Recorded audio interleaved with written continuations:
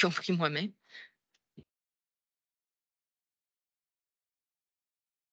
Alors désolé pour notre retard, nous avions, des discussions bien riches. Hem, donc est-ce qu'on est prêt? Annie, on est prêt? Oui? Alors, on commence l'enregistrement. Bonjour à tous et à toutes. Bienvenue à cette séance publique du 8 décembre 2022, la 7e de l'année. Donc à la commission de développement économique. Donc, je suis Christelle Lefebvre, je suis présidente de la commission et aussi conseillère du district de Saint-Élie. Alors, je suis accompagnée de notre vice-présidente, Annie Godbout, du district de Rock-Forest et présidente de l'arrondissement Brompton, Rock-Forest, Saint-Élie, Deauville. Oui, d'accord, merci Fernanda. Et donc, Fernanda, du district du Carrefour, Monsieur Paul Gingue, du district de l'Université et président de l'arrondissement des Nations. Qui sont membres de la commission. On est accompagné par Monsieur Philippe Cadieux, qui est directeur du Bureau de développement économique, Bureau de coordination du développement économique, on oublie toujours ce mot-là, et comme qui est la personne ressource de cette commission et de notre secrétaire Annie Laplante. Alors, on est heureux de recevoir plusieurs invités aujourd'hui. D'abord, saluer la présence de Monsieur Nicolas Martin. Bienvenue, merci d'avoir accepté l'invitation de venir nous rencontrer. Et donc, je veux juste bien dire votre titre. Vous êtes directeur régional du ministère de l'Environnement, de l'économie et de l'innovation. Voilà, donc on a bien la chance d'avoir un directeur régional ici et vous étiez anciennement à l'immigration et je sais que vous étiez très apprécié. Donc, je suis très contente de vous avoir au MEI. Euh, donc voilà, alors on a aussi la présence de Sylvain Durocher, directeur de Sherbrooke Innopol, Monsieur Denis Bernier, directeur de Destination Sherbrooke, Sylvilus Bergeron qui se cache en arrière, présidente de Destination Sherbrooke, et un monsieur que je ne connais pas. Ah ben oui, Paul Baudouin. Mon Dieu, excusez-moi, je vais mettre mes lunettes, je suis myope un peu. Donc directeur du centre de foire qui va donc venir nous parler tantôt. Donc, la séance est ouverte. Je profite de l'occasion pour rappeler certaines règles.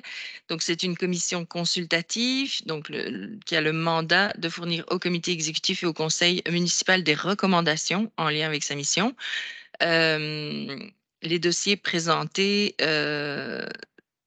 permettront, en fait, font un débroussaillage, une première analyse pour faciliter le travail du conseil pour qu'il puisse prendre des décisions éclairées. Alors, on est toujours heureux d'accueillir des participants, des spectateurs, on va dire, des citoyens, citoyennes intéressés par des sujets. Alors, théoriquement, les personnes qui sont dans le public euh, n'ont pas de droit à la parole, mais bon, on n'est pas fâché s'ils la demandent. Et d'ailleurs, si les gens qui nous regardent, puisque la commission est rediffusée sur le site internet de la ville, si les personnes donc ont un sujet qui suscite leur intérêt, ils peuvent toujours communiquer avec leur conseiller ou conseillère municipal ou se présenter au conseil municipal, conseil d'arrondissement ou nous interpeller, donc moi en tant que présidente, euh, éventuellement. Qu'est-ce que j'ai d'autre à dire? Bon, ouais, c'est pas mal ça. Donc pour, terminer, mon rôle de présidente, m'amène à maintenir l'ordre et le décorum dans la salle et prendre toutes les décisions qui s'imposent pour veiller au bon fonctionnement de la séance. Donc, j'invite, les personnes présentes à respecter l'ordre et le silence pendant la durée de la séance et respecter la parole des gens. Et toute attaque contre un membre ou une personne ressource ou n'importe qui dans cette salle ne sera pas tolérée. Alors, merci de votre collaboration pour ça. Donc, on peut commencer enfin, parce qu'on est un peu en retard. Donc, procès verbal, on en a deux à entériner. Il y a eu quand même un vote par courriel là, pour celui du 13 octobre et celui du 10 novembre. Est-ce que tout le monde était en accord avec le contenu des procès-verbaux? Oui, parfait. Alors, on est déjà au point 7. Donc contrat de gestion centre de foire de Sherbrooke et donc j'invite, monsieur Bernier et monsieur Baudouin. Je ne sais pas si, madame Bergeron va se joindre aussi, non? OK. Je les invite à s'installer pour, nous faire une petite présentation. Je vais te faire un petit intro. Oui, donc en attendant que vous vous installiez, je donne la parole à Philippe pour, une introduction. Bonjour. Donc, essentiellement, le contrat de gestion du centre de foire est échu actuellement. Donc, on a renégocié là, les termes du contrat de gestion. Le centre de foire, puis on va vous l'expliquer dans quelques minutes là, avec mes collègues, là, M. Bernier et M. Baudouin, est géré. En fait, il faut comprendre que la commercialisation du centre de foire, qui est une infrastructure de développement touristique de notre territoire, est gérée par Destination Sherbrooke. Et cette entente-là, dans le fond, je dirais que dans les dernières années, les premières années, évidemment, on était en lancement d'entreprise, un peu avec le centre de foire. C'était des années où, au départ, c'était très peu lucratif. Puis c'est devenu lucratif plus on a avancé dans le temps. Évidemment, la pandémie ne nous a pas trop aidés là, dans les, je dirais, les 2 dernières années, ce serait même les 3 dernières années, comprenant l'année dans laquelle on est présentement, parce qu'il faut se rappeler qu'en décembre dernier, il y a une 6e vague qui était annoncée. Puis évidemment, les gens qui projettent louer un centre de foire ou organiser des événements ont besoin d'un peu de prévisibilité. Donc, je laisserai M. Bernier, M. Baudouin vous faire la présentation. C'est moi qui vais la mettre à l'écran. Parfait. On vous écoute. Oui, parfait. Donc, Philippe, tu vas mettre à l'écran la présentation, mais vous l'avez déjà eu de toute façon. On va la défiler quand même rapidement. On est davantage là pour résumer la présentation qui vous a été acheminée d'une part, d'autre part, puis pouvoir répondre à vos questions que vous aurez le cas échéant sur l'ensemble de l'œuvre. La mise en contexte, c'est un rappel finalement ni plus ni moins pour vous mentionner. C'était quoi les objectifs principaux qui avaient été élaborés lorsque le centre de foire a été mis sur pied? Ça fait déjà quand même 11 ans. L'ouverture du centre de foire s'est fait en janvier 2011. On a déjà 11 années d'opération. Bon, peut-être moins 2 là, dans les 2020, 2021, même 22 a été un peu plus difficile pour les raisons que vous connaissez. Mais 11 ans d'existence donc du centre de foire. On a la page suivante. On vous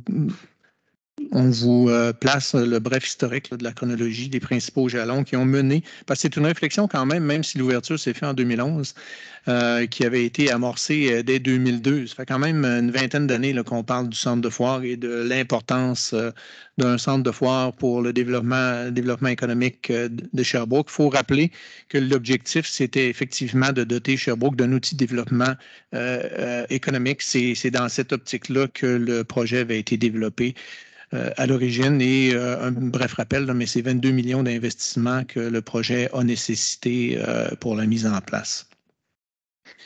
On vous a présenté aussi quelques comparables de ce qui se fait notamment ailleurs, puis les comparables sont un peu difficiles. On n'est pas dans un centre de congrès, là, on est vraiment un centre de foire, mais il y a quand même certains comparables avec lesquels on peut travailler. Nous, puis d'ailleurs, on a une collaboration avec certains d'entre eux. Là. Dans le secteur privé, bien sûr, on fait référence à la place Forzani, qui est à Laval, qui est une superficie de 45 000 pieds carrés. Et dans le secteur public, ben oui, il y a celui de Sherbrooke, il y a celui, bien sûr, que vous connaissez du Centre de foire de Québec, Exposité, qui est géré, qui est une entité municipale. Il y a celui de Drummondville également, qui a 60 000 pieds carrés, comme il est indiqué ici, mais il y a aussi un 27 000 pieds carrés additionnel en salle. Ils ont fait un modèle hybride de centre de foire, centre de congrès de Drummondville, parce qu'il n'y avait pas cette infrastructure-là. Et Saint-Hyacinthe, mais aussi dans le domaine plus spécifique des congrès, bien sûr, Montréal et Québec, là, mais vous avez quelques comparables là, qui nous permettent de pouvoir se situer. Même chose au niveau des activités. C'est important quand on présente l'ensemble du dossier de pouvoir regarder un peu qu'est-ce qui se fait chez nous, mais aussi qu'est-ce qui se fait ailleurs. On a quelques comparables en termes de chiffres. Avec Place Bonaventure, qu'on vous a placé dans le tableau, mais qui a été fermé dans les dernières années, comme vous le savez peut-être. Place Bonaventure n'est plus en opération, mais vous avez des comparables en termes de nombre d'activités, des jours d'activité, les espaces loués et le nombre de visiteurs, donc la performance de Sherbrooke versus les autres endroits, quelques autres endroits au Québec. Le bilan des activités du centre de foire de Sherbrooke de façon plus spécifique. Pour les dernières années, on a reculé jusqu'à 2016. Évidemment, l'année 2020 et 2021 ne sont pas indiqués dans le tableau pour les raisons que vous connaissez. On n'était pas en opération à ce moment-là, mais vous avez la performance du centre de foire, comme vous l'avez eu d'avance. On sera plus là pour répondre à vos questions que d'élaborer les chiffres ici aujourd'hui. M. Bernier? Oui. Monsieur Jean Gaillard. Monsieur Jean. Est-ce qu'on... C'est juste une question de précision sur l'image précédente, s'il vous plaît, M. Cadieux. Je trouvais ça un petit peu particulier, là. M. Bernier, je veux juste une précision là-dessus. Par rapport à Drummondville, 530 jours d'activité. Fait que là, ils disent qu'ils calculent quand il y a 2 activités dans la même journée. Mais il y a du montage puis du démontage. Comment ils font ça? Ben, souvent, ils le comptent. Les promoteurs ont accès 24 ou 48 heures avant, tout dépendant de ce qu'ils ont à installer. Donc, ça fait partie des journées des journées d'occupation parce que quand tu es en train d'installer, tu ne peux pas louer. Donc, c'est ça. Aujourd'hui, au centre de foire, hier, il y avait un salon qui se terminait et ça s'est vidé au courant de la nuit. Et ce matin, on était à 8 heures, on était déjà en train de monter pour BRP qui va être utilisé en fin de semaine. Et dans leur cas, c'est 2 jours d'installation. On ne peut pas louer, là. Donc, ça fait partie des journées qui sont comptabilisées. OK, merci. On peut peut-être juste laisser aller la présentation puis garder nos questions pour la fin. Ça vous va?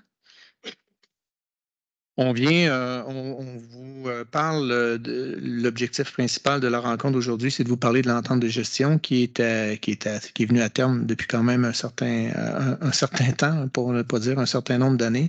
Et dans la dernière année, justement, il y a eu des discussions avec l'administration de la ville pour remettre à jour cette entente de gestion-là et re-signer donc pour une période en termes de gestion confiée à Destination Sherbrooke. Les faits saillants, vous avez eu l'entente, là, c'est quand même assez complexe, mais on va y aller dans les faits saillants.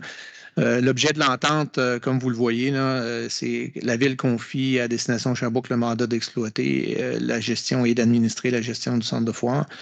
Et le gestionnaire assume également toutes les dépenses et les frais relatifs aux obligations. C'est les objets principaux de l'entente. La durée de l'entente va se terminer au 31 décembre 2023, mais avec des possibilités de reconduction, évidemment, comme l'entente cadre qui est signée en Destination Sherbrooke et la Ville. Donc, l'entente pourrait être renouvelée automatiquement aux mêmes conditions pour une période additionnelle de 4 ans, comme c'est indiqué ici. Les honoraires que vous avez à la page suivante, ce que l'on dit ici, en contrepartie des mandats confiés et des services rendus par le gestionnaire, la Ville verse au gestionnaire un montant mensuel équivalent au revenu brut. Dans une année régulière, on va dire, on a à peu près 1 million de revenus qui sont rattachés au centre de foire. C'est des revenus qui appartiennent à la Ville et la Ville compense pour le même million Destination Sherbrooke par des honoraires de gestion. C'est la mécanique qui avait été établie avec la Ville depuis plusieurs années d'ailleurs. Pour opérationnaliser le centre de foire, il y a également une enveloppe de 75 000 $ pour l'acquisition d'équipements notamment qui est prévue à l'entente. Destination Sherbrooke, on a le statut de municipalité au sens des lois fiscales, comme vous le savez, peut-être ou pas. Enfin, si vous ne le saviez pas, je vous l'apprends. Donc, les honoraires constituent une contrepartie de fournitures exonérées. Et on a fait ressortir dans un tableau à la page suivante et les pages qui vont suivre, là, mais les principales responsabilités entre Destination Sherbrooke, qui est identifié comme étant le gestionnaire, et la Ville, les responsabilités de la Ville. Je ne les passerai pas une après les autres, mais vous avez là essentiellement dans les grandes lignes qu'est-ce qui distingue les responsabilités de Destination Sherbrooke et les responsabilités de la Ville, parce que ça demeure un bâtiment municipal, bien sûr. Il est également prévu à la page suivante, une utilisation des lieux par la ville. C'est possible que la ville utilise le centre de foire. Ça reste une propriété municipale, donc c'est prévu à l'intérieur même de cet encadre-là, de cette entente cadre-là. Et c'est possible aussi que le gestionnaire puisse utiliser le centre de foire pour des activités précises. Et la page suivante, on vous présente un peu la façon dont c'est prévu à l'entente en termes de résultats financiers annuels. Bon, si le gestionnaire réalise les surplus, en gros, ce que ça dit, c'est que le gestionnaire conserve les surplus en totalité. C'est comme ça depuis l'ouverture du centre de foire. Par ailleurs, s'il y a un déficit d'opération, ben, c'est aussi le gestionnaire qui en est responsable à 100%. Exception faite, bien sûr, comme vous le savez, des situations de force majeure, comme ça a été le cas au cours des 2, pour ne pas dire des 3 dernières années en ce qui nous concerne. Donc, voilà pour le résumé de l'entente, Madame la Présidente. On peut répondre à vos questions plus précisément si vous en avez, bien sûr. Parfait. Merci beaucoup, M. Bernier. M. Baudouin, vouliez-vous ajouter quelque chose? Est-ce que vous êtes le gestionnaire responsable? Ben, ne serait-ce que de dire que 2022, tout le monde pensait que c'était pour être une reprise, alors que ça n'a pas été une reprise. On a eu un automne, depuis septembre, on a eu un automne qui est semblable à une automne normale. Et en ce moment, on signe des conventions avec des promoteurs pour le mois de mars, le mois d'avril déjà. Donc, c'est de bon augure. Ça veut dire qu'il y a de la part des promoteurs un intérêt à reprendre les activités de leur côté. Ce qu'il faut comprendre, c'est que le promoteur, s'il ne trouve pas à vendre ses espaces intérieurs, la location pour des exposants, ben, ça devient difficile. Les gens, souvent, n'ont pas le temps de ce temps-là, pas l'argent ou pas le personnel. Alors, exemple, le salon qu'on avait cette semaine, qui est le salon des représentants de l'industrie du sport du Québec. Habituellement, il y a près de 200 kiosques. Cette année, il y en avait 135. Donc, c'est ça la réalité du commerce de détail. C'est un petit peu plus difficile pour eux, mais somme toute, au moins, ils ont reparti la machine pour la suite des choses. Et une bonne nouvelle quand même, le salon industriel qui est venu à Sherbrooke pendant pas loin de 30 ans, avait quitté Sherbrooke pour aller développer d'autres salons à l'extérieur. Et en 2023, il reviendra à Sherbrooke faire le salon industriel. Donc, pour nous autres, c'est quand même une bonne idée d'un retour de clientèle qui avait l'habitude de venir chez nous. Parfait, merci beaucoup. Donc, ce que j'entends, c'est que non seulement on a la situation pandémique qui peut en refroidir plus d'un parce que tu es ouvert, va pas être ouvert, mais il y a tout le contexte financier et de pénurie de main-d'œuvre qui vient compliquer les choses. Parfait. Est-ce qu'il y avait des questions? Monsieur Jung. Merci pour la présentation, M. Baudouin et M. Bernier. Moi, je voulais savoir comment ça fonctionne. Est-ce qu'il y a de la prospection qui se fait de votre part? Est-ce qu'il y a du marketing? Est-ce qu'on va chercher des contrats? Comment ça fonctionne, cette partie-là de la business, si on veut? Le délégué commercial est impliqué, le centre de foire est impliqué dans l'association des professionnels en exposition. Première chose. Donc, on a des contacts avec l'ensemble des promoteurs de salons au Québec. Régulièrement, on prend contact avec ces gens-là. Un promoteur qui réalise un salon à Sherbrooke, bien qu'il soit sollicité pour aller à l'extérieur, tant qu'il est bien servi, il reste ici. C'est comme ça partout. On a aussi 60 000 pieds carrés. Je ne peux pas faire une offre de service à un salon qui a besoin de 80 000 pieds carrés. Donc, on est dans un marché de salons quand même restreint. Mais on répond à un besoin puisque on a quand même au-delà de 60 activités par année, dont pas loin de 20 salons. Donc, je pense que la prospection qui est faite, elle est ciblée spécifiquement aux gens qui peuvent venir chez nous.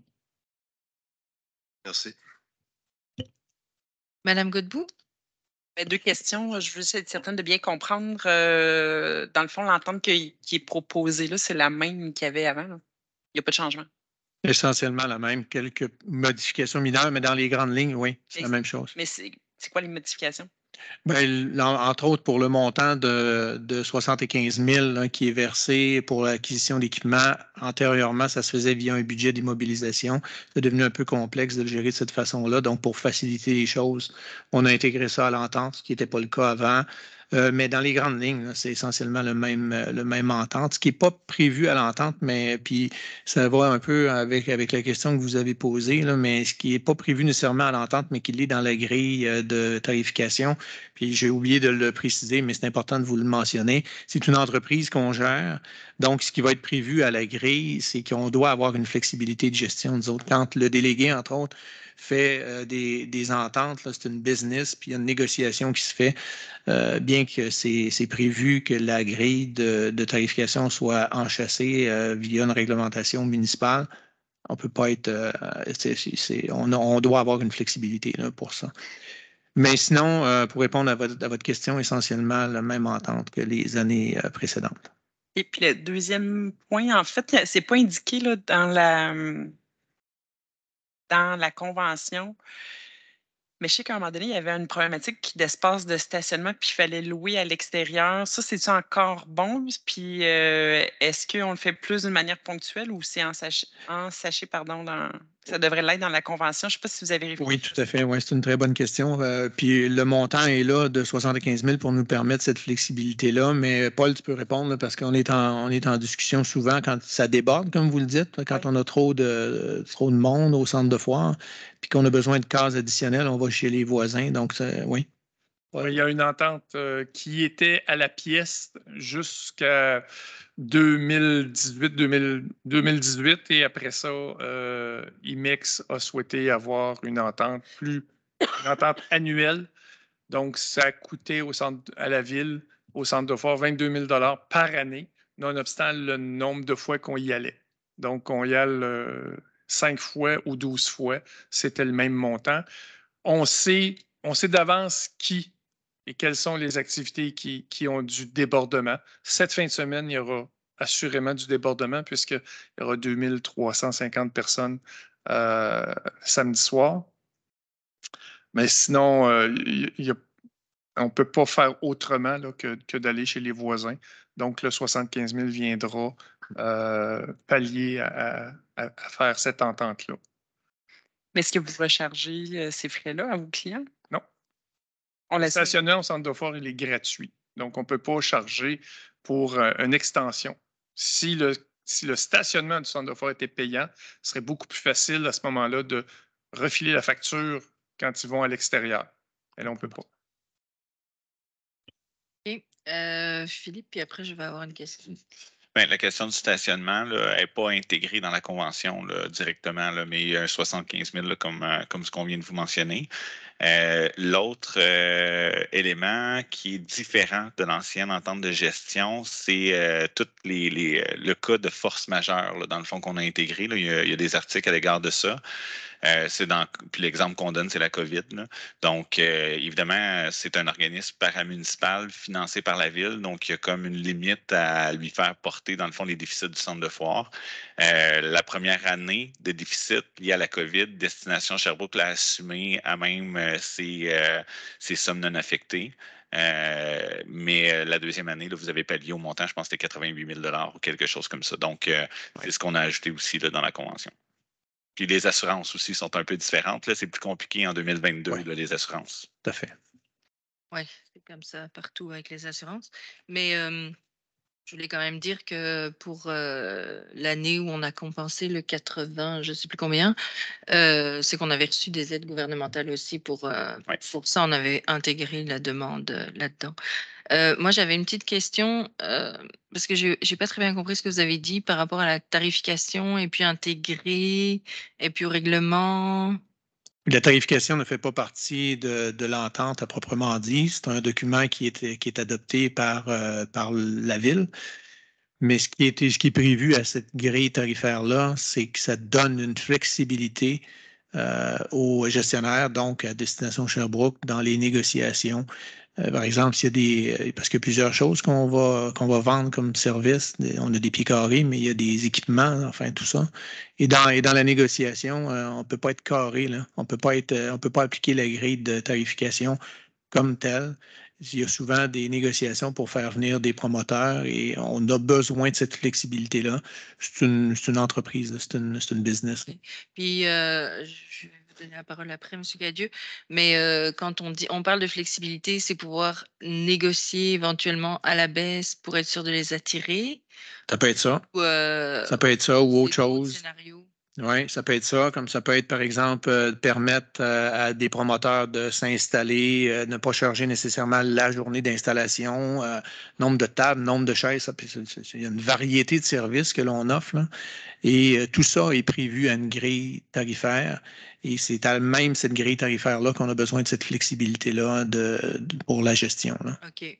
Et donc, cette flexibilité-là, elle vous est... Elle est prévue dans la grille de tarification. Parfait. M. Cadieux? En fait, la grille de tarification fait partie du règlement 1 de la ville de Sherbrooke. Là, actuellement, il y en a une qui fait partie du règlement. Il faut revenir vous voir avec cette question-là en janvier, février, là, le plus tôt possible, là, parce que c'est un enjeu, l'enjeu de la négociation, de la flexibilité dans la grille tarifaire, là, comme l'expliquait M. Bernier, M. Baudouin. C'est un centre d'affaires, c'est un projet commercial, le centre de foire. Donc, il y a une nécessité de pouvoir négocier la tarification en fonction du type de projet qu'on reçoit. C'est un élément qui est hyper important. L'enjeu qu'on a, par contre, au niveau réglementaire, il faut regarder. Là, on est en train de regarder ça avec le service des affaires juridiques, puis on va vous revenir avec un dossier là, pour moduler le règlement 1 à cet égard-là. Donc, c'est quelque chose qui va se faire subséquemment à la convention de gestion que vous voyez aujourd'hui. Puis c'est d'ailleurs quelque chose qu'on fait depuis l'ouverture, depuis la première journée d'opération du centre de foire, là, cette flexibilité-là de négociation. Donc, c'est dans l'ordre des choses. Juste pour mentionner, la grille tarifaire, en ce moment, elle est valide jusqu'en 2024.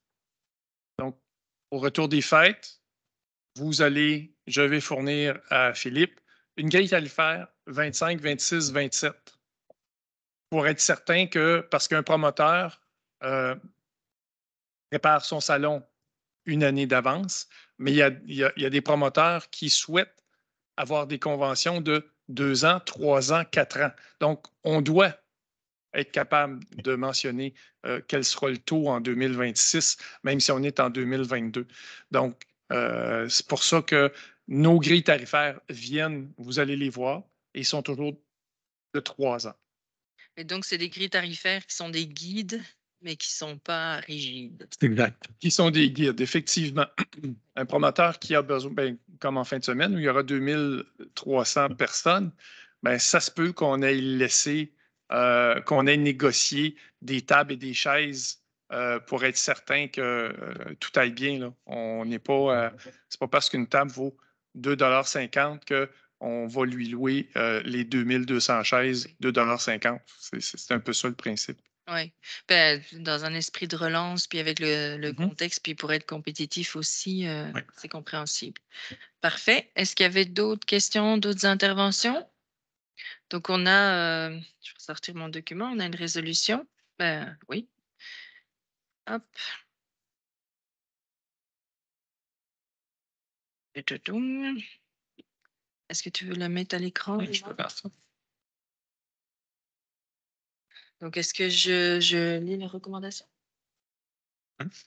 Oui, bon, parfait.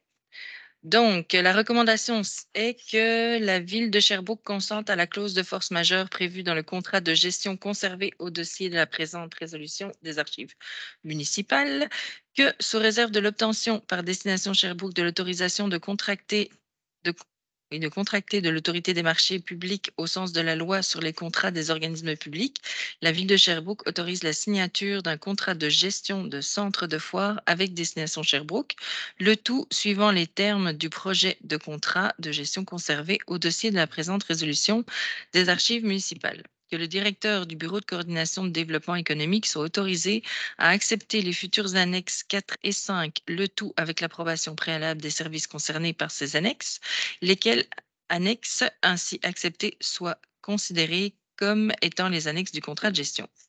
que les signataires autorisés en vertu de l'article 2.1.44 du règlement numéro 1300 de la ville de Sherbrooke soient autorisés à signer tout document à cette fin. Est-ce que tout le monde est en accord avec ça?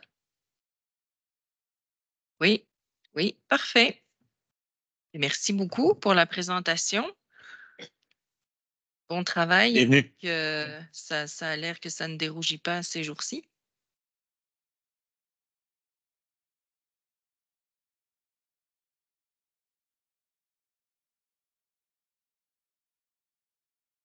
C'est une bonne nouvelle. Le dernier salon sera le 17-18 décembre. C'est un salon du cadeau. Ah oui, c'est vrai. Oui, alors, vous serez les bienvenus. Pour les retardataires. Il y en a Cadeau pour les retardataires. C'est pour les dernières minutes.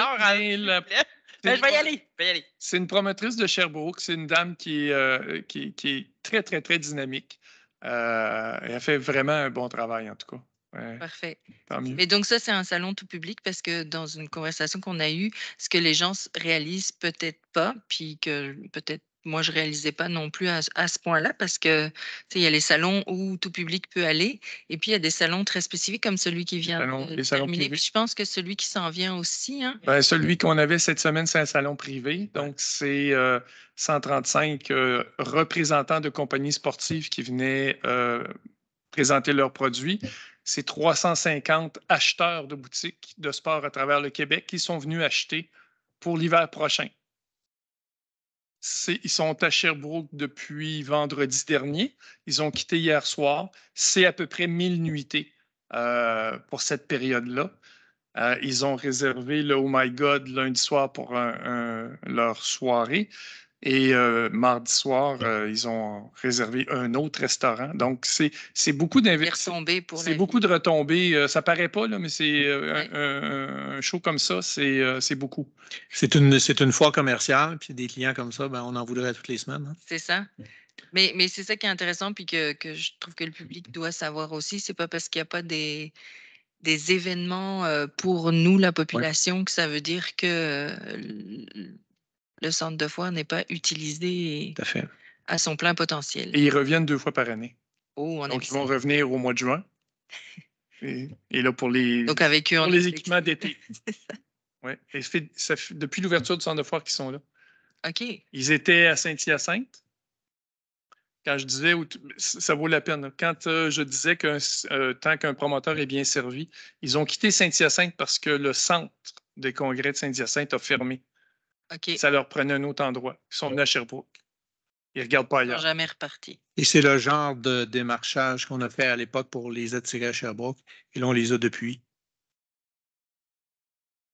Oui. Oui, et plus que ça même. Parfait. Ben, merci beaucoup. Bon travail. Donc, on va passer au sujet suivant. Donc, on va parler de QG, de l'entrepreneuriat, de l'opérationnalisation, en tout cas, du fonctionnement du guichet unique, qui est pas mal l'essence de ce qu'on veut faire avec le QG. Hein. Le QG n'est pas juste un bâtiment et des locaux. On veut qu'il y ait des échanges, on veut que ce soit une porte d'entrée. Alors, je vais inviter Monsieur Charles-Olivier Mercier à s'installer pour la présentation. M'écoute pas. C'est ça? On a un petit enjeu, on a un présentateur qui s'en vient, il est là pratiquement, mais il n'est pas arrivé encore. Donc, d'accord. vous avez de l'avance un petit peu aujourd'hui. Je pensais que c'était Céline. Ah non, c'est Francis. Ah oui, Céline pourrait la faire, mais non, c'est Francis Roy. Francis. Ah, le voilà. Voilà. Bon. Alors, je vais en profiter pour présenter et saluer les personnes qui sont venues nous rejoindre. Alors, on a Céline Coulombe, qui est une mémoire et une entité à Sherbrooke en elle-même. Donc, Charles-Olivier Mercier, directeur de commerce Sherbrooke. Mais voyons. Hein. Entrepreneur Sherbrooke, excusez. Francis Roy, chargé de projet, je ne sais pas le titre exact. Bon, voilà. Et on a aussi M. Jean-François Lalonde, donc, qui est président de Entreprendre Sherbrooke. Je ne me suis pas trompée cette fois. Alors, Philippe, voulais-tu introduire? Vas-y. Oui, donc le sujet d'aujourd'hui est pas on parle souvent du QG de l'entrepreneuriat, puis on parle notamment de l'aménagement des espaces intérieurs, des organismes qui vont être à l'intérieur de ce nouveau bâtiment là, sur la rue Wellington Sud. Pour nous, dans la discussion qu'on a avec vous aujourd'hui, c'est secondaire. Ce qu'on veut mettre de l'avant, c'est vraiment toute la synergie, le travail qu'on est en train de mettre en place pour que le QG, ce ne soit pas des gens qui soient finalement assis un à côté de l'autre dans un bâtiment commercial plate, mais que ça soit réellement un bâtiment qui permette, dans le fond, le croisement, la synergie entre nos organismes de développement économique qui font partie de la stratégie municipale de Sherbrooke, mais aussi des autres partenaires qui offrent des services de première ligne et de deuxième ligne pour les entrepreneurs. Donc, il y a beaucoup de partenaires à l'intérieur de ça. Avec Entreprendre Sherbrooke a la responsabilité d'opérationnaliser le QG, mais en réalité, c'est tous les organismes de développement économique de la ville, dont le bureau de coordination à la ville, est imputable des résultats là, de la mise en place du QG de l'entrepreneuriat. Donc, on est accompagné évidemment de nos collègues de chez Destination Sherbrooke et de chez Sherbrooke Innopol aussi à travers ça. C'est sûr qu'on est en train de construire un projet. Bon, on a entendu là, souvent l'adage de construire un avion en plein vol dans les 2 dernières années. Mais moi, je dirais qu'en ce moment, on est en train de construire un hélicoptère en plein vol pendant que l'hélice tourne, parce qu'évidemment, il y a tout un modèle d'affaires à l'intérieur du QG. Il y a toute de s'assurer que les opérations du QG, ça soit rentable, que ça soit intéressant. Mais au-delà de ça, il y a quel service on offre aux entrepreneurs, puis comment l'entrepreneur se retrouve à l'intérieur du QG. Donc, c'est quoi la plus-value, dans le fond, pour les gens d'affaires de notre territoire, les entrepreneurs qui ne se doutent même pas qu'ils sont des entrepreneurs, mais qui ont un potentiel entrepreneurial, puis ceux qui sont en affaires depuis longtemps et qui ont à redonner finalement à la communauté d'affaires de Sherbrooke. Donc, je laisserai tout de suite là, M. Mercier prendre la suite. M. Cadieux, donc il y a des choses que j'allais dire qui ont été dites par rapport au rôle d'Entreprendre Sherbrooke. Je ne reviendrai pas là-dessus. Puis de toute façon, le succès de cette aventure, de ce QG, ne passera pas spécifiquement par l'apport d'Entreprendre Sherbrooke, mais bien par la mutualisation des efforts que chacun va y consentir au bénéfice des entrepreneurs tout le temps. Et c'est bien parti. Je fais un bref rappel. Hein, on se rappelle, quand je dis que c'est bien parti, c'est parti en 2014, cette histoire-là. Il faut le rappeler, c'est le milieu entrepreneurial qui nous a signifié clairement à l'époque de nous organiser, nous, pour les desservir du mieux possible ensemble. Alors, il y a eu des centaines de rencontres avec des organismes du milieu, des entreprises de tous les secteurs d'activité, les tailles, les formes juridiques. La Ville, on le sait, a fait le saut dans le projet. Alors, c'est un projet qui a fait l'objet de 2 études mi-tax avec des chercheurs de l'Université de Sherbrooke pour aller voir comment on fait ça, des QG ou ce type de projet-là dans d'autres écosystèmes entrepreneuriaux, que ce soit Waterloo en Ontario, Boston, au Québec, bien sûr aussi. Donc, la démarche Entreprendre Sherbrooke, c'est le nom de la démarche au départ, finalement. On s'en sera peut-être inspiré pour notre organisme, mais presque sans le savoir. À Welling, puis à Well Sud, est ensuite arrivé un programme, je tiens à le nommer Accès Entreprise Québec, qui, on dirait quasiment que c'était organisé avec le gars des vues, est débarqué dans 102 MRC, dont celle de Sherbrooke, pendant la pandémie. Et nous, on a profité de cette manne qui débarquait pour déployer le QG. On avait un projet qui était prêt à ce moment-là et qui allait vraiment dans le sens de ce programme-là. Et d'ailleurs, parmi les ressources qui ont été embauchées, il y a mon collègue Francis Roy ici. Donc, on va vous présenter les derniers détails du projet, surtout ce qu'on appelle le guichet unique. Ça s'appellera le QG là, au global, mais cette notion de porte d'entrée, bref. Vas-y, Francis. Merci, Mercier. Merci de me recevoir aujourd'hui. Monsieur Roy, il faudrait ouvrir votre micro, donc appuyez sur la touche. Merci beaucoup. Première expérience, comme vous le voyez. Merci beaucoup. Bienvenue, d'ailleurs. N'hésitez pas à me coacher pour d'autres choses si jamais besoin. Donc, merci, M. Mercier. Merci, M. Cadieux. Je reviens seulement à la première slide qu'on a vue, qu'il y avait 4 propositions de valeur qui sont ressorties de cette analyse-là 2017-2018. Puis c'est vraiment ça qu'on s'est assuré tout le long de l'implantation du projet de respecter. C'est vraiment d'encourager l'émergence de projets, de faciliter l'accès des ressources, de partager le savoir entrepreneurial puis de stimuler la culture entrepreneuriale. C'est toujours quelque chose qui est resté parce que ça vient des entrepreneurs, c'est eux qui l'ont demandé. Puis notre rôle, c'est de répondre à leurs besoins. Sans revenir sur la description du QG, parce que tout au long de la présentation, vous allez comprendre qu'est-ce que c'est. Je vais tout de suite passer à la prochaine diapositive. On s'est permis pour s'assurer de respecter vraiment la vision puis l'ADN du QG, de diviser l'édifice en 5 fonctions.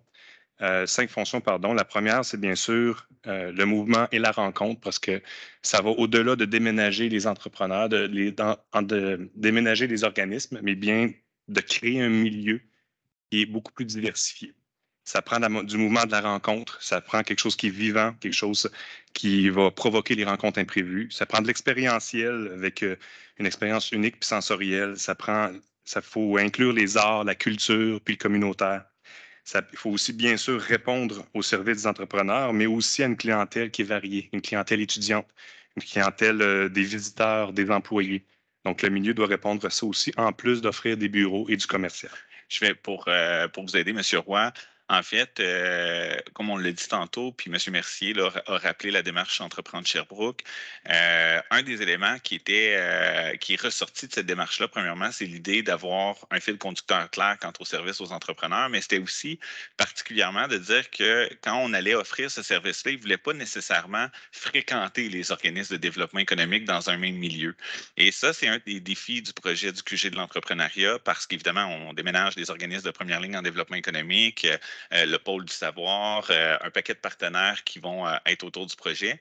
Donc, dans la réflexion au niveau de la façon qu'on a placé les modules à l'intérieur du QG, mais tout ça a habité nos pensées tout du long, là, parce qu'on veut vraiment créer un projet attractif, mais éventuellement aussi une masse critique d'entrepreneurs ou de potentiels entrepreneurs qui vont s'intéresser au projet pour les amener un peu dans cet écosystème-là, puis peut-être même créer des projets où on n'aurait jamais cru le potentiel au départ. Donc c'est un peu dans cet esprit-là qu'on vous présente là, les différents morceaux qu'on retrouve, qu'on a challengés auprès des entrepreneurs là, dans les derniers mois, dans les dernières années. Merci, M. Cadieux. Justement, on s'est permis de cartographier ou mapper en anglais l'espace, les 6 étages, pour s'assurer qu'on réponde à toutes ces fonctions-là d'un endroit à l'autre, particulièrement au niveau 1, où est-ce qu'on retrouve plusieurs de ces fonctions-là. On voit encore qu'entouré en rouge, il y a certaines fonctions qui sont manquantes. On travaille très, très fort pour les combler, mais entre autres, un petit peu plus d'expérientiel au niveau 1 qui pourrait permettre qui pourrait être rempli par un commerce avec une idée unique, une idée différente. Le niveau 2, où est-ce qu'on a des démarches auprès des garderies qui pourraient créer du mouvement, puis un petit peu de vie dans l'édifice. Puis le reste, c'est soit des services aux entrepreneurs, à ajouter un peu plus à la valeur ajoutée, ou des autres espaces de bureau. Sinon, il y a le toit aménagé aussi, qu'on est encore en recherche d'un projet qui serait porteur pour le QG. Ça fait déjà le tour de ce qu'est un update du QG d'entrepreneuriat, parce qu'aujourd'hui, comme l'a dit mes collègues, on voulait vous parler du guichet unique, qui est selon nous le cœur et les poumons du QG. Oui, le premier accomplissement, c'est d'avoir réuni des services et des acteurs, puis d'avoir créé un milieu qui leur est propre. Mais le deuxième, puis le plus important, c'est de s'assurer que les entrepreneurs reviennent, sont satisfaits, puis que ça réponde à leurs besoins. Puis ça passe par le guichet unique. Alors, qu'est-ce que le guichet unique? En une phrase, c'est la convergence des services de première ligne, puis c'est la rencontre des entrepreneurs entre eux et avec les organisations. C'est porté par 6 grands piliers qu'on va couvrir dans les prochaines diapos, mais grosso modo, la mobilisation puis la collaboration des partenaires qui croient au projet puis qui ont investi dans le guichet unique. C'est aussi une gouvernance bicéphale qui simplement attribue des rôles distincts aux acteurs puis du milieu et aux entrepreneurs sans nouvelle structure. Ça, c'était très important pour nous. Ensuite, la porte unique où on va converger les entrepreneurs peut leur permettre de faire mener leurs idées, leurs projets, puis de faire des rencontres ou d'organiser leurs propres activités. Ça, c'est l'espace entrepreneur. Un autre pilier, c'est le service, bien sûr, conseil d'accompagnement première ligne, qui est accessible, qui est simple, qui fait le pont entre le démarrage d'un projet, le développement à tous les stades et le cheminement vers les bons experts, qui est la base d'un bon accompagnement. Puis c'est bien sûr une communication qui est unifiée, donc qui profite de toutes les communications des organismes ou des partenaires du milieu. Justement, le premier pilier, c'est le partenariat puis la collaboration. Comme je l'ai dit, il y a plein d'activités qui sont portées par les 3 paramunicipales, mais il y a aussi des grands acteurs du milieu qui ont choisi le QG pour mettre en place leur projet majeur. J'en nomme quelques-uns. L'Université de Sherbrooke avec l'espace Idée-Action qui porte à lui seul 7 projets de l'Université de Sherbrooke. Le Cégep, le Collège puis le Séminaire de Sherbrooke qui ont un bureau sur place pour faire le pont entre les élèves collégiaux et le domaine d'entrepreneuriat. Commission scolaire 24 juin qui a son cours de lancement d'entreprise et sa formation continue. La Maison d'entrepreneuriat de l'Estrie qui aménage un espace entrepreneur qui est unique, qu'on va parler bientôt. Le Club des jeunes entrepreneurs de demain qui, eux, vont vraiment prendre en charge tout ce qui est l'entrepreneuriat jeunesse. Ensuite, l'espace centraux avec qui on travaille pour s'assurer qu'on travaille plus grand que juste l'édifice, mais qu'on va aller dynamiser le centre-ville aussi de Sherbrooke. Bien sûr, tous les autres partenaires, tous les autres locataires sur place, mais aussi tous les autres partenaires qui ont décidé de dire on n'a pas de pied carré, mais on veut faire des activités et on veut s'impliquer dans le QG de l'entrepreneuriat. Fait que ça montre vraiment que le QG amène déjà beaucoup de monde autour. Si je peux me permettre, donc, on le voit, là, le QG, ce n'est pas une nouvelle organisation, c'est une nouvelle façon de travailler ensemble.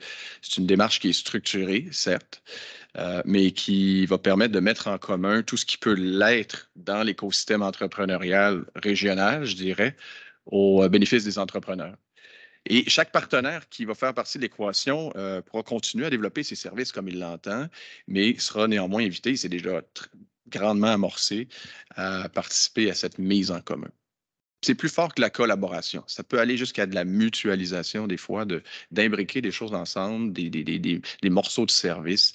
Donc, ça va loin. Ça va loin. Et si je peux me permettre un petit commentaire, c'est ce qu'on voit, puis qu'on a observé là, par exemple la Silicon Valley ou Palo Alto, dans les thérapies brèves, là, c'est le fait d'avoir tous ces gens au même endroit, au même moment, qui a fait émerger plein d'innovations et plein de choses qui ont changé quand même beaucoup de choses dans le monde. Donc, c'est un petit peu cet esprit-là de réunir les gens à un même endroit pour faire émerger, pour soutenir encore mieux les entrepreneurs. Probablement l'ingrédient le plus essentiel du projet. Exactement. C'est l'essence même de ce projet-là. Oui, puis il y a plusieurs moyens qu'on a pris là, concrètement pour s'assurer qu'on collabore et qu'on travaille mieux ensemble.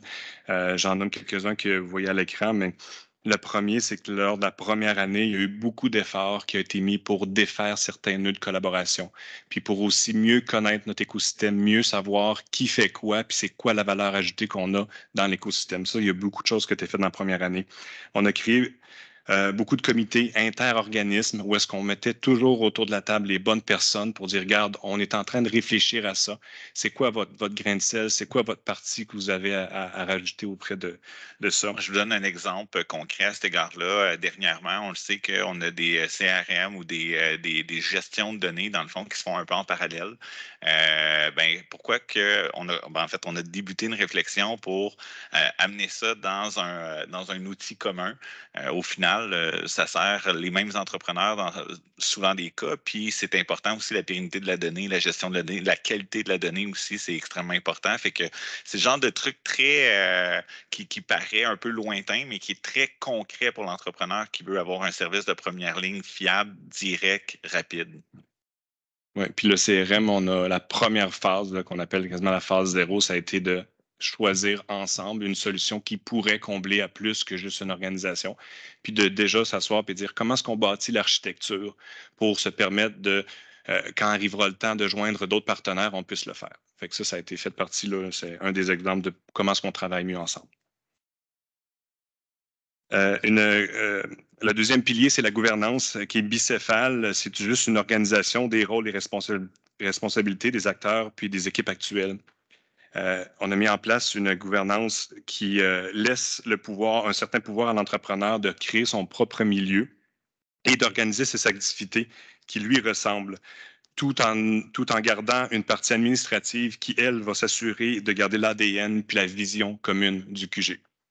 C'est Entreprendre Sherbrooke dans ce modèle-là, puis son CA qui porte le QG, mais qui est alimenté puis guidé par le comité aviseur, un comité aviseur bien sûr, puis un comité entrepreneur qui va permettre de garder l'enlignement puis de pas juste partir en administration.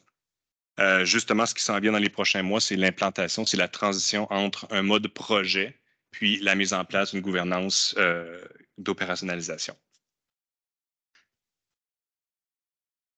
Le troisième pilier, c'est la porte d'entrée unique. Nécessairement, les entrepreneurs et leurs projets, leurs dossiers vont converger vers un seul et même point.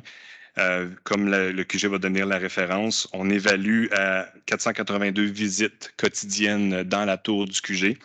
À ça va venir 1232 dossiers de première ligne qui vont être accueillis puis accompagnés parmi les 2220 annuellement qui sont déjà dans l'écosystème. Donc, c'est une bonne portion qui vont passer par le guichet unique qui nécessite une équipe dédiée, puis dont, entre autres, 6 conseillers qu'on a évalués pour pouvoir répondre à ces dossiers-là.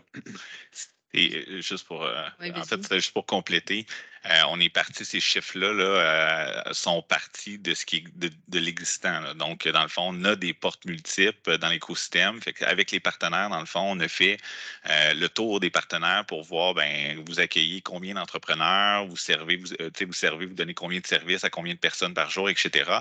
On est parti de ça pour faire des projections. Évidemment, c'est des hypothèses de projection, là, mais c'est important pour nous là, de savoir exactement qu'est-ce qu'on fait, combien de gens on va accueillir, c'est quoi les cibles, puis éventuellement, ça va nous permettre d'optimiser, dans le fond, le travail qu'on fait en première ligne pour alimenter ces cibles-là, puis les augmenter au fur et à mesure que le projet va avancer. Puis si je peux me permettre aussi, moi qui suis partie en affaires en 2011, là, à l'époque, il y avait encore les CLD. Là, je raconte pas le nombre de portes que j'ai où je me suis fait pitcher à gauche, à droite, etc. Tu irais chercher ça là, puis telle autre chose là, puis ainsi de suite. C'est pas rendre service à l'entrepreneur, c'est plus décourageant qu'autre chose. Donc d'avoir une porte d'entrée unique, puis après, à la limite pour l'entrepreneur, là, à qui il fait affaire après, qui est le fournisseur, C'est pas important. s'en fout. On répond à son besoin, on le soutient, il veut s'installer à Sherbrooke, se développer à Sherbrooke, puis c'est ça l'idée.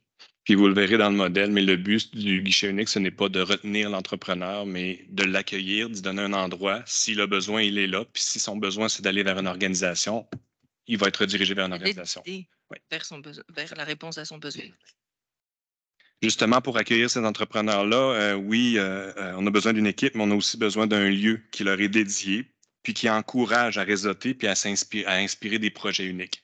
C'est un lieu qui est le 4e pilier, qui est un investissement majeur de la Maison d'entrepreneuriat de l'Estrie, qui a décidé d'aménager cet endroit-là.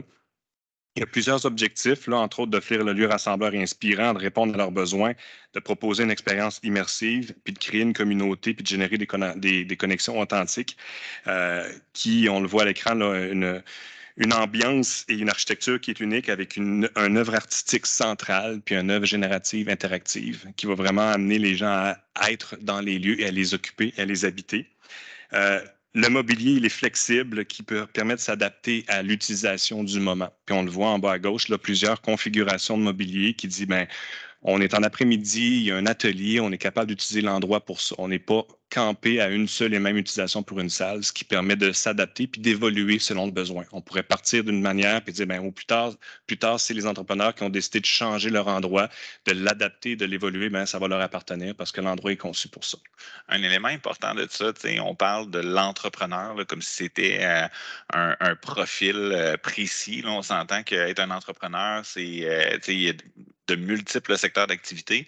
Mais au-delà de ça, il y a de multiples et en fait à l'infini de profils d'entrepreneurs. On est dans un secteur de la ville où, évidemment, il y a quand même une certaine densité de population. L'objectif aussi, c'est d'accueillir les gens qui sont au centre-ville puis qui peuvent utiliser ces infrastructures-là. Donc, c'est des portes ouvertes aussi sur la communauté. Ça, c'est un élément là, qu'on a discuté avec la Maison de l'entrepreneuriat qui est important parce que c'est pas juste on installe des beaux lieux magnifiques pour des entrepreneurs fashion. L'objectif ici, là, c'est vraiment avoir un lieu qui est ouvert sur sa communauté, qui permet, dans le fond, les mélanges, les croisements, puis éventuellement de développer des projets d'affaires, mais un endroit où les gens se sentent à l'aise d'utiliser. Puis, comme on le disait, c'est une contribution du conseil d'administration de la Maison d'entrepreneuriat. Le 93 rue Wellington Nord a été vendu dans les dernières semaines, les derniers mois. Et suite à ça, il y a une décision de donner, en fait, de contribuer à la hauteur de 750 000 $ sur les aménagements qui vont être nécessaires pour ces lieux-là. Donc ça, c'est un dossier qui va vous être présenté aussi éventuellement, sur lequel on travaille, parce que ça va prendre une convention entre la ville et la maison, qui va être un bail, là. Donc, on va revenir avec quelque chose à cet égard-là. On apprécie beaucoup l'investissement. Petit éditorial. Hein?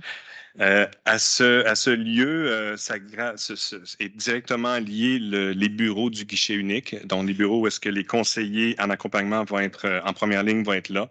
Justement, dans la prochaine diapositive, on voit le modèle.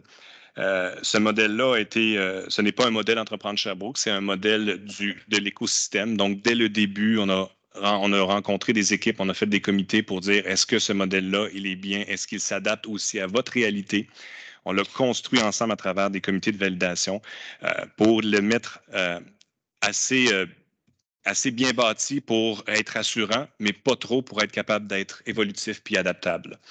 Je l'explique là, grosso modo, le modèle, mais il y a effectivement des organismes et des entrepreneurs qui naviguent dans l'écosystème, qui sont tout autour du guichet unique, puis qui ont un accès permanent et ouvert à ce que offre le guichet unique. C'est une paroi qui est vraiment poreuse pour permettre de montrer que tout peut se passer, il y a des entrées, il y a des sorties en tout moment. L'espace entrepreneur qui est central, où a le facilitateur puis les conseillers. Il y a une section jaune qu'on appelle l'accompagnement de projets entrepreneuriaux qui peut être de courte ou de plus longue durée selon les besoins de l'entrepreneur qui accompagne un dossier entrepreneurial.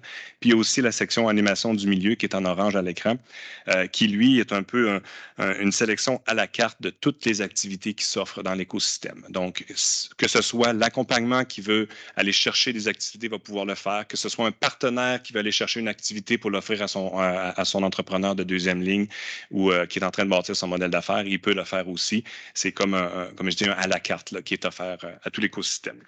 L'enjeu avec les modèles comme ça, c'est qu'on regarde ça, là, puis ça a l'air extrêmement complexe. Puis souvent, c'est qu'on a besoin de schématiser un peu ce qu'on essaie de dire. Quand on rencontre surtout les organismes de première ligne qui offrent déjà des services aux entrepreneurs. C'est pas un schéma qu'on partage puis qu'on discute avec les entrepreneurs. Ça, là, s'ils comprennent ou ils voient ça, là, c'est parce que ça fonctionne pas du tout. C'est parce que c'est trop complexe. L'objectif ici, c'est de démontrer un peu c'est quoi la place du QG dans l'écosystème actuel puis comment il se positionne. Donc, c'est vraiment un outil qu'on utilise nous, mais évidemment, c'est pas un outil pour essayer de faire comprendre l'écosystème entrepreneurial aux entrepreneurs. C'est plus entre nous. Et attendez de voir la prochaine diapositive qui est peut-être un peu plus, encore plus complexe, mais souvent certaines personnes préfèrent les modèles de processus en parcours. Et là, il est plus en processus, étape par étape. J'attire juste l'attention sur certains points qui est important dans la nouvelle modélisation ou dans cette modélisation-là, c'est qu'il y a un partage clair entre l'accompagnement de première ligne qu'on voit en jaune à l'écran et tous les partenaires de deuxième ligne qui sont soit l'accompagnement stratégique en vert, les références aux expertises particulières en mauve. Il y a vraiment une différence entre les deux. Puis qu'il y a un maximum de 2 points de pivot. L'entrepreneur est accompagné à partir de l'heure 0 jusqu'à l'heure 20, si on dit une heure, mais l'heure n'est pas importante, c'est juste pour montrer une division entre, il est accompagné dans ses débuts et jusqu'à ce qu'il soit prêt à aller à son plan d'affaires ou aller chercher du financement, il va avoir une personne qui va l'accompagner. Et son dossier va être transféré seulement lorsqu'il va être rendu à cette étape-là, ce qui va être très rassurant pour lui, puis aussi qui va le guider. Malgré tout, même s'il est un conseiller généraliste en première ligne, il va avoir l'apport et la participation des autres partenaires tout le long du processus. Pour déjà l'enligner vers ce qui s'en vient pour toi, c'est ça. La façon que c'était nommé quand on a fait la réflexion sur Entreprendre Sherbrooke, puis quand on a sondé des entreprises, c'était un concierge. C'était ça le nom qui était utilisé par les entrepreneurs. C'était de dire, moi, là, je vais cogner un géo, ça peut être un géo. Moi, je vais cogner à la porte. Bon, premièrement, je ne sais pas à quelle porte aller cogner parce que, bon, mon projet, c'est un projet, si c'est de l'économie sociale, c'est du Sherbrooke-Innopol. Est-ce que c'est Entreprendre Sherbrooke? Peut-être qu'il y a un volet touristique là-dedans, c'est une destination Sherbrooke, j'ai besoin d'un permis à qui je demande ça. Donc, l'objectif, c'est l'accueil. Le premier contact, c'est ce qui est mentionné ici. C'est la première introduction. La personne rentre, traverse la porte, appelle, écrit un courriel, etc.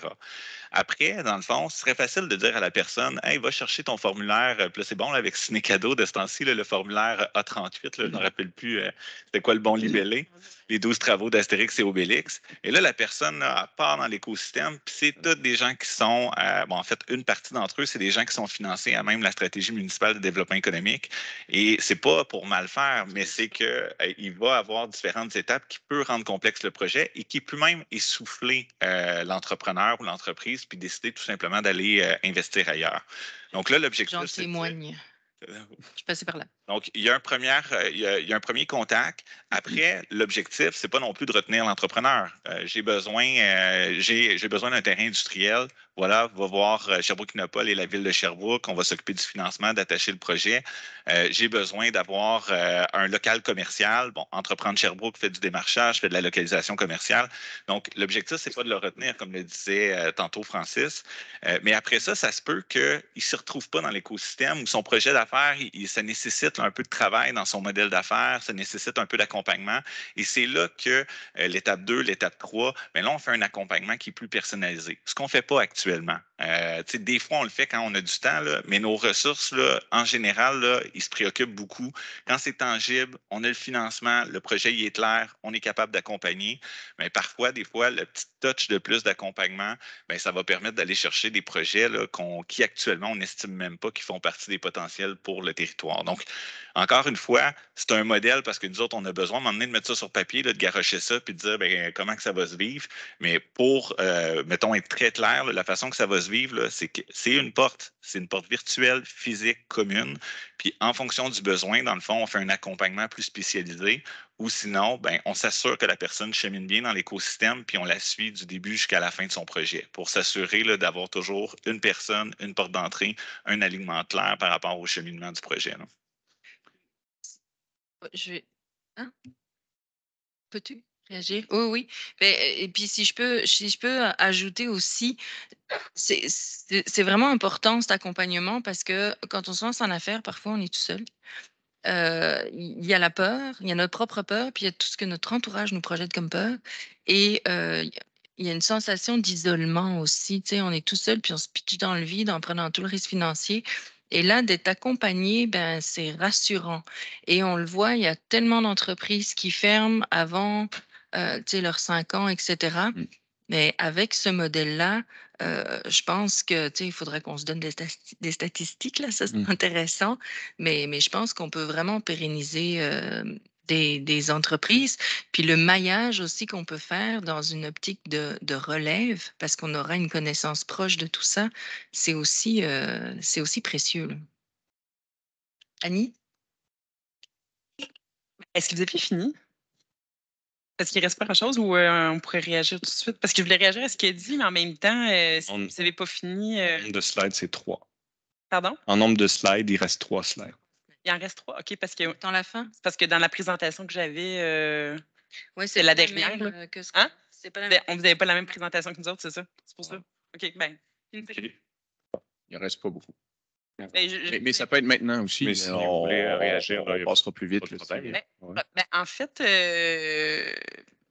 C'est ça, je regardais le document, puis j'avais de la misère à me faire une tête, puis à poser des questions, puis à comprendre, là, parce que c'était effectivement un peu dense.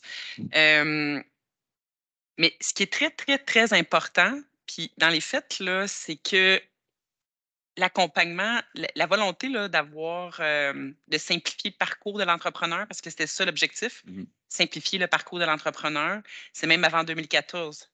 Céline va se souvenir, en 2007, je pilotais une démarche de développement entrepreneurial, puis c'était au cœur, en fait, des demandes des entrepreneurs encore de cette époque-là. Fait que ça date là, vraiment de plusieurs années. À une certaine époque, il y avait encore plus d'organismes autour des entreprises. Puis, donc, on se raffine toujours un peu plus.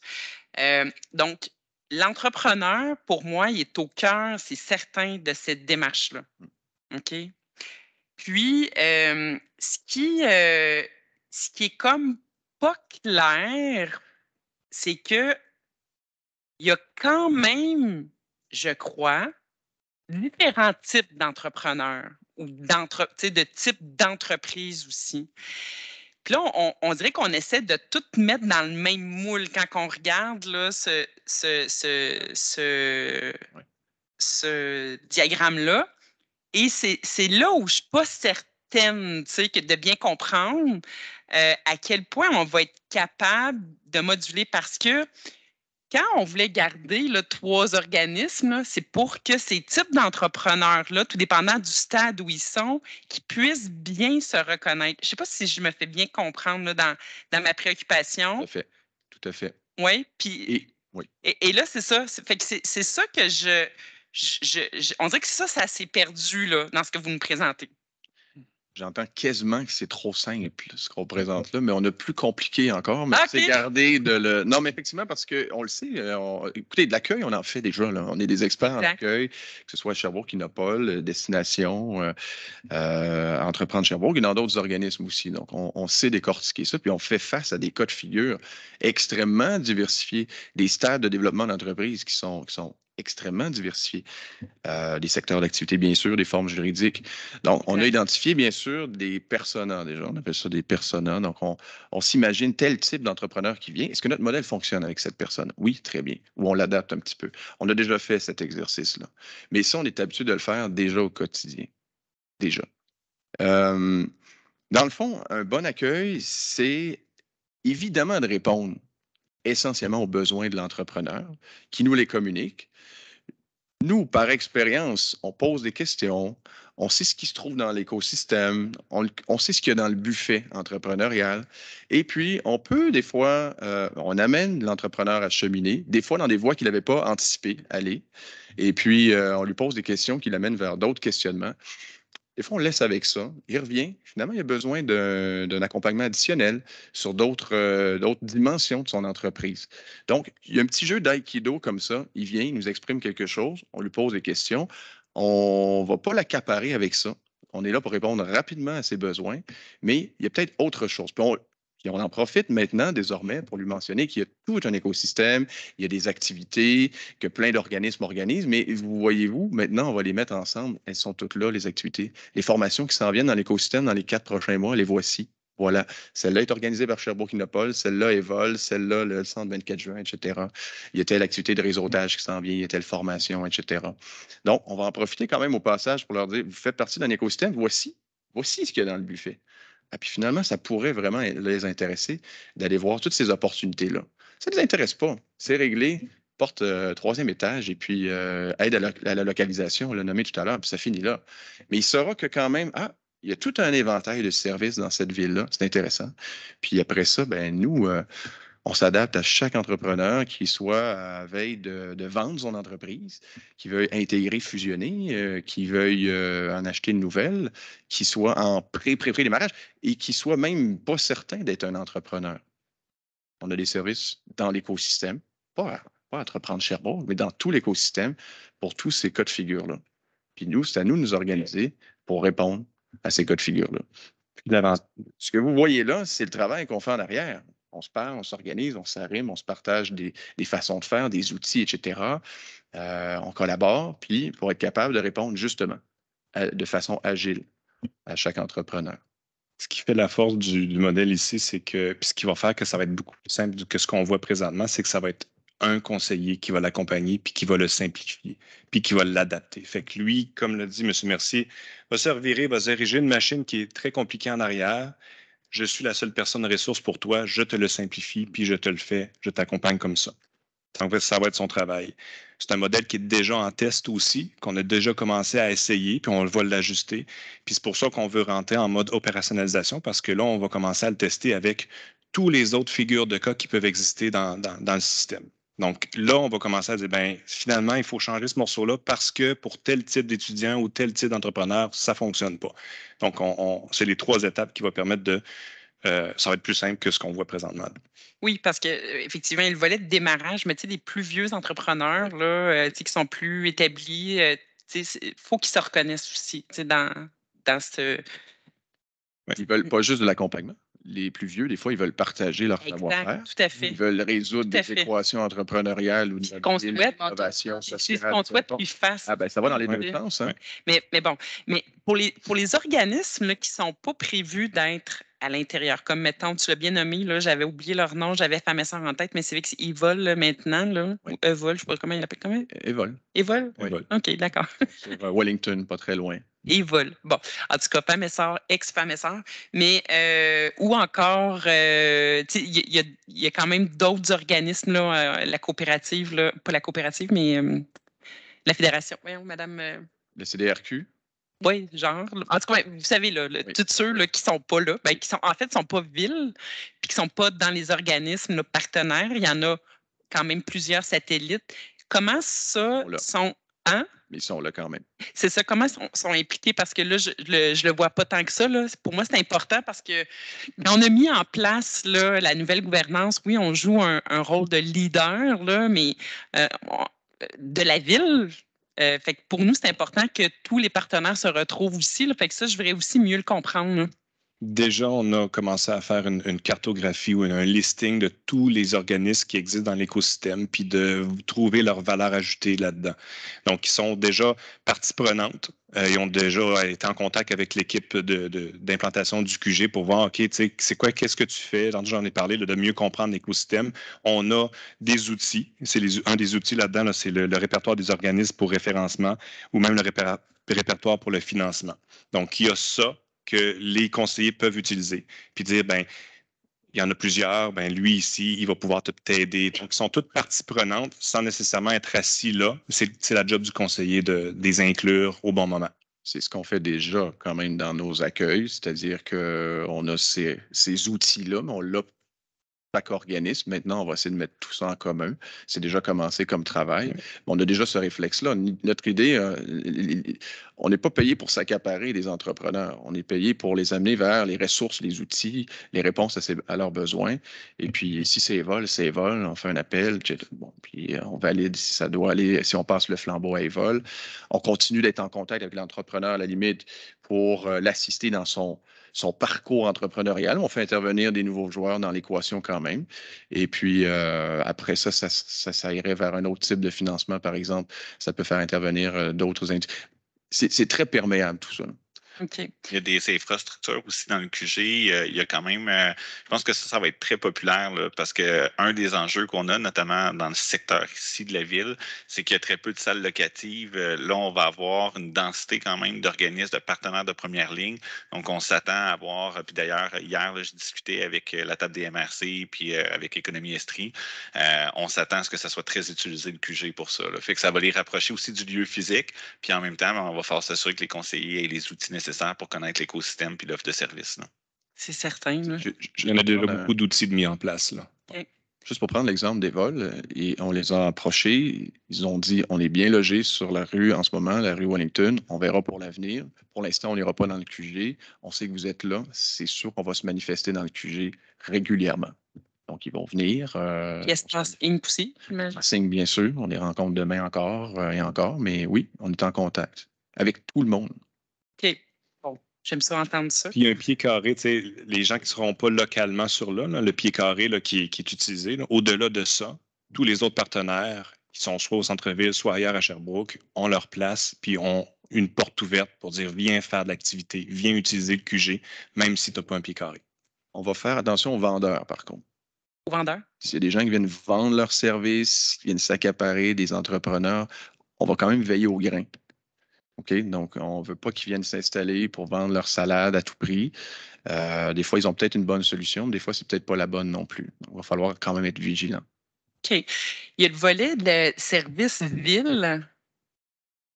Au-delà des terrains industriels, il y a tout l'accompagnement. Est-ce qu'on peut peut-être les laisser terminer? Parce que oui. Les autres questions? Du projet global, là. Donc, il y a quand même une présentation à terminer, puis on continuera, ça vous va? Il en reste ça à peu près. Faites patience. C'est comme ça, parce que là, tu sais, les questions qui étaient juste sur cette slide-là, OK, là, on est en train de s'étendre plus large. Là. Le dernier point, c'est le dernier pilier, c'est la communication puis l'animation. C'est sûr qu'on a beau le faire, si personne ne le sait que ça existe, si personne ne sait ce que c'est, ça ne fonctionnera pas. Donc, on a défini des missions, visions, valeurs, ainsi que des objectifs de communication et un plan de communication qui a déjà été mis en place puis qui a déjà commencé à faire son travail. Dans la prochaine diapo, on voit que pour s'assurer de passer le bon message. Quand on parle à un organisme, c'est pas la même chose que quand on parle aux entrepreneurs. Entre autres, si on parle du modèle, on va le présenter différemment selon le groupe cible. Mais même quand on parle aux organismes, ça a toujours l'objectif final d'être un entrepreneur. Donc, c'est toujours dans le but de dire, on va développer des communications pour vous permettre de mieux communiquer ou de mieux faire connaître le QG ou de mieux accompagner l'entrepreneur. Je donne quelques exemples parce qu'il y en a énormément dans cette slide-là. Mais un des exemples qu'on a fait, c'est que déjà, avec la gouvernance qu'on a vue, qui est bicéphale, il y a une partie où est-ce que l'entrepreneur doit prendre en main ses propres activités puis sa propre animation. Déjà, il y a des activités d'animation qui ont été faites, des activités de réseautage 3 qui ont été faites par les entrepreneurs, portées par un ou des entrepreneurs. Ben, moi, je le fais, puis je le mets en place. Puis là, il y a d'autres entrepreneurs qui se rejoignent en eux, que c'est entre eux et que s'il y a des partenaires, s'il y a des organismes, c'est parce qu'ils ont dit, nous, on aimerait voir tel organisme pour telle et telle raison. C'est quelque chose qui n'est pas naturel chez l'entrepreneur présentement. A tendance à se faire dire, voici ce qui est offert, qu'est-ce que tu prends. Là, on veut essayer de revirer, de retourner la machine à l'envers, puis te dire, organise ton activité, puis dis-moi ce que, en tant qu'organisme, en tant qu'écosystème, j'ai besoin de te donner ou de te fournir. Fait que là, c'est des premiers pas qui vont mener vers un milieu où est-ce que plus tard, la dynamisation et les activités pour les entrepreneurs vont être beaucoup plus prises en charge par eux. Ça, c'est un des exemples. Ensuite, juste en collaboration, on a participé avec l'AED, l'Université de Sherbrooke. On a fait des maillages beaucoup entre les entrepreneurs et les clientèles ou les organismes et les clientèles. L'AED, c'est directement des entrepreneurs et des entrepreneurs étudiants à même leur cohorte. Donc, le QG est impliqué à travers ça. Affaires Montréal Région, qui a rassemblé des entrepreneurs du milieu de la microbrasserie le mois passé, de l'Estrie et de Montréal pour déjà créer des liens entre Sherbrooke et Montréal. Et même le défi aux entreprendre là, qui a été porté par Entreprendre Sherbrooke, et surtout le QG d'entrepreneuriat qui s'est fait en Estrie. Donc, c'est tous des partenariats d'animation qui sont là pour rester. C'était pas un événement, c'était un mariage à long terme. Ça fait le tour de ce que nous avions à présenter. J'espère que ça a été un petit peu plus clair de qu'est-ce que le QG, surtout qu'est-ce que le guichet unique, quelque chose qu'on aborde pour la première fois aujourd'hui. Questions, réponses. Merci. Madame Godbout, voulez-vous continuer? Si vous voulez. Est-ce que... Oui, OK, d'accord. OK. Ben, c'est ça. Fait qu'il y avait le service, ma préoccupation, tant qu'avoir un guichet unique là, pour mieux servir, parce que je sais qu'à une certaine époque, certains entrepreneurs se plaignaient beaucoup là, du service ville aux entrepreneurs. C'est plus le cas maintenant. C'est plus le cas? Très bien. Oui. C'est promoteur. Hein? Oui. Non, en fait, oui. Je suis en discussion à cet égard-là avec le service de planification de gestion du territoire avec notre collègue Yves Tremblay pour voir, puis là, lui, il est en train justement de faire un Kaizen, excusez-moi, sur le cheminement là, de la demande de permis et tout ça. Fait qu'on est en train de travailler pour voir comment on va pouvoir insérer, dans le fond, le quartier général puis le guichet unique à l'intérieur de cette préoccupation-là. Mais oui, comme tu le mentionnes, la Ville de Sherbrooke, c'est un fournisseur de première ligne pour les entrepreneurs. On l'oublie souvent. Oui, ce qu'on fait au bureau de coordination, mais c'est surtout, en fait, le lien le plus important avec les entrepreneurs, c'est l'aménagement du territoire là, face à leurs demandes. Fait que ça fait partie, là, ça, c'est le morceau ville qui fait partie de l'équation. Fait qu'on est en train, nous, de regarder comment on va nourrir ça. L'autre élément, par contre, puis ça, c'est une préoccupation qu'on a tous à l'égard du projet, c'est qu'on ne peut pas non plus... on travaille beaucoup maintenant de façon, on appelle le lean management, puis on le sait qu'avec les entrepreneurs, on travaille davantage sur des modèles d'affaires au lieu de travailler sur des plans d'affaires. Ça fait déjà 5-6 ans là, qu'on est plus dans cette dynamique-là. Mais il reste que c'est important, puis on est encore là dans notre esprit, c'est-à-dire qu'il va falloir à un moment donné rentrer dans le QG, tester la patente puis l'ajuster parce qu'on est loin d'être sûr qu'on a toutes les solutions et que ça va être parfait le jour 1. Et si on va trop loin là, dans toute la question là, de mutualisation puis d'alignement de ce qu'on va offrir aux entrepreneurs, bien, il pourrait y avoir des enjeux au bout du compte. Fait qu'on a ça aussi à l'esprit. Mais c'est clair que la Ville a un rôle à jouer important dans le service de première ligne. OK. Fait que ça me rassure. Ben, en fait, je suis contente de savoir qu'il y a ces réflexions-là, mais je pense que c'est quand même essentiel là, dans l'équation de pouvoir retrouver là, ce type de ressources-là pour assurer un meilleur service à nos entrepreneurs. Ça, c'est c'est une préoccupation. L'autre chose, tout à l'heure, vous avez nommé M. Roy. Je sais que vous ne voulez pas en parler tant que ça, mais vous l'avez quand même abordé. Fait que je vais questionner. Ça m'a préoccupé. Vous avez nommé les espaces disponibles, là, potentiels. Notamment, vous aviez dit au 2e étage qu'il y aurait potentiellement une autre garderie. Mais c'est-tu une autre garderie ou c'est la même garderie qui est déjà prévue, Philippe? On c'est une autre garderie, ça me préoccupe. Non, il n'y aura pas 3-4 garderies dans le QG. Là. Même pas 2? Ben non, en fait, on veut une garderie dans le QG. Il faut comprendre, en fait, là, que, on avait effectivement un partenaire avec qui on a signé une entente là, qui était une nouvelle garderie là, avec des places en garderie. Puis c'était une garderie privée, mais subventionnée. Avec cet entrepreneur-là, je vais dire ça comme ça, il y a eu quelques enjeux dans son lancement, puis dans attacher son modèle d'affaires et tout ça, parce que c'est quand même un enjeu complexe. Là. Oui, il y a des nouvelles portes qui sont financées, puis vous l'avez connu là, pour un autre projet notamment, là, mais souvent, il y a des enjeux financiers ou budget d'immobilisation nécessaires pour rendre ça possible. Et c'est la même chose pour le QG, parce que le QG ont consenti aux aménagements, où ils vont faire leurs propres aménagements. Au coût d'aujourd'hui, c'est un enjeu, puis après ça, ils doivent assumer un budget de fonctionnement important pour la location. Fait que là, on est en train de regarder ça. On a, je pense, 2 CPE.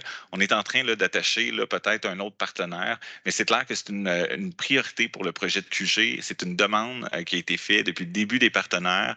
C'est un volet, dans le fond, qui est intéressant. C'est un ingrédient qui est intéressant lorsqu'on regarde d'autres bâtiments similaires, notamment dans des régions, je dirais, où on retrouve un peu plus d'urbanité.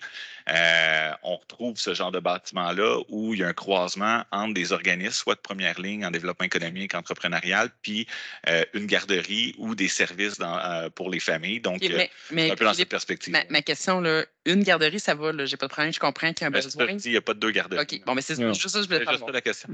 Il y a des démarches pour avoir une garderie. Okay. Il y a quelques démarches qui ont été mises en place. OK, fait que j'avais l'impression que de ce que je comprenais, c'est qu'un 2e étage aurait peut-être une garderie. Fait comme j'avais l'impression que la première garderie était au 1er étage, j'étais inquiète. OK. Non, pas du tout. Bon, mais c'est bon, ça me rassure.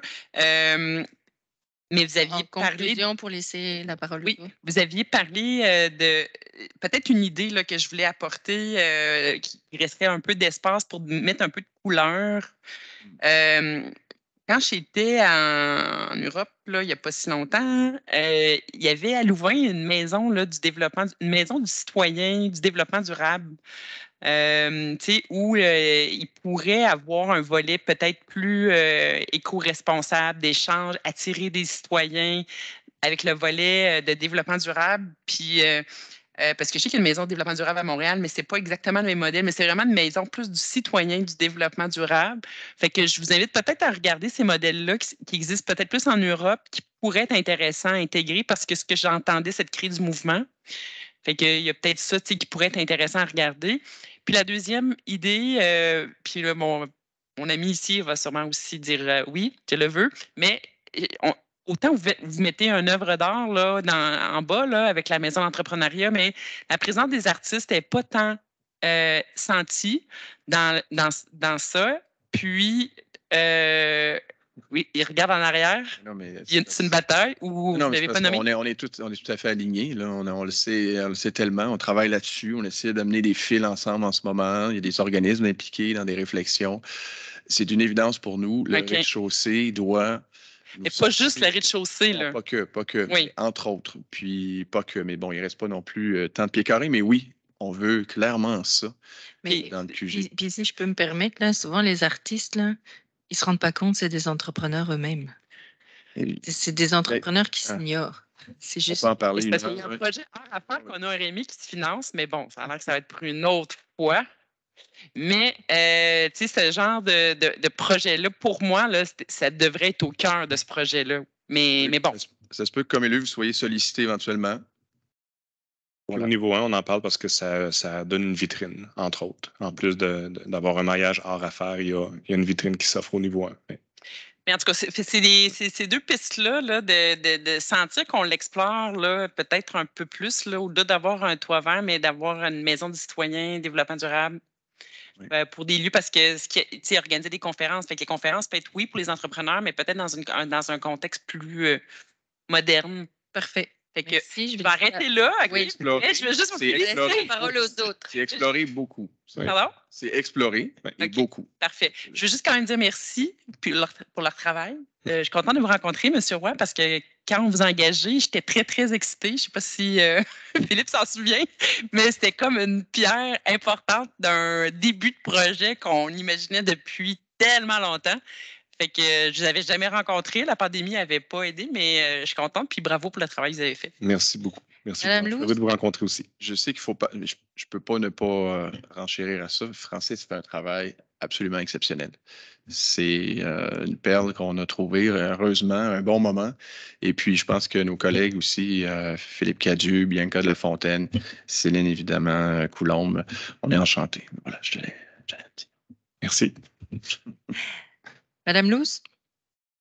Bon, moi, je voulais surtout vous féliciter. Là. Je sens que vous êtes super content d'enfin accoucher de cette longue gestation de projet. Puis justement, la mère porteuse étant Entreprendre Sherbrooke. Puis en effet, là, c'est le temps un peu de voir, de faire vivre ces projets-là, qui en effet, tu sais, moi, je vous entends parler, puis vous me faites rêver, là, parce que je crois tellement à ça. C'est tellement, si tout le monde avait l'occasion un jour, justement, de réfléchir à ça alors que le projet physique est en train de se réaliser. Je pense que c'est vraiment les rêves de tout le monde qui veut avoir un concept comme ça. Puis après, d'être obligé de l'adapter à un milieu qui existe déjà, c'est beaucoup plus difficile que de créer ensemble. Fait que, de vous entendre, de lire le projet, puis d'imaginer justement les humains qui vont vivre cet aménagement-là, puis comment l'influence que ça va avoir justement sur cette dynamique de cette équipe-là. En tout cas, moi aussi, j'ai hâte à voir, de le voir fonctionner, puis de le voir vivre. Fait que je suis contente et j'ai hâte, tant que vous, de le voir fonctionner. Merci. Merci. Merci beaucoup. Monsieur Jung? Merci, Mme la Présidente. Merci pour la belle présentation. J'ai quelques questions. Qui a contribué à l'élaboration du guichet unique? Est-ce que tous les joueurs ont participé? Je parle des destinations Sherbrooke, des Sherbrooke Innopol et compagnie. Est-ce que tout le monde se sent mobilisé dans ça?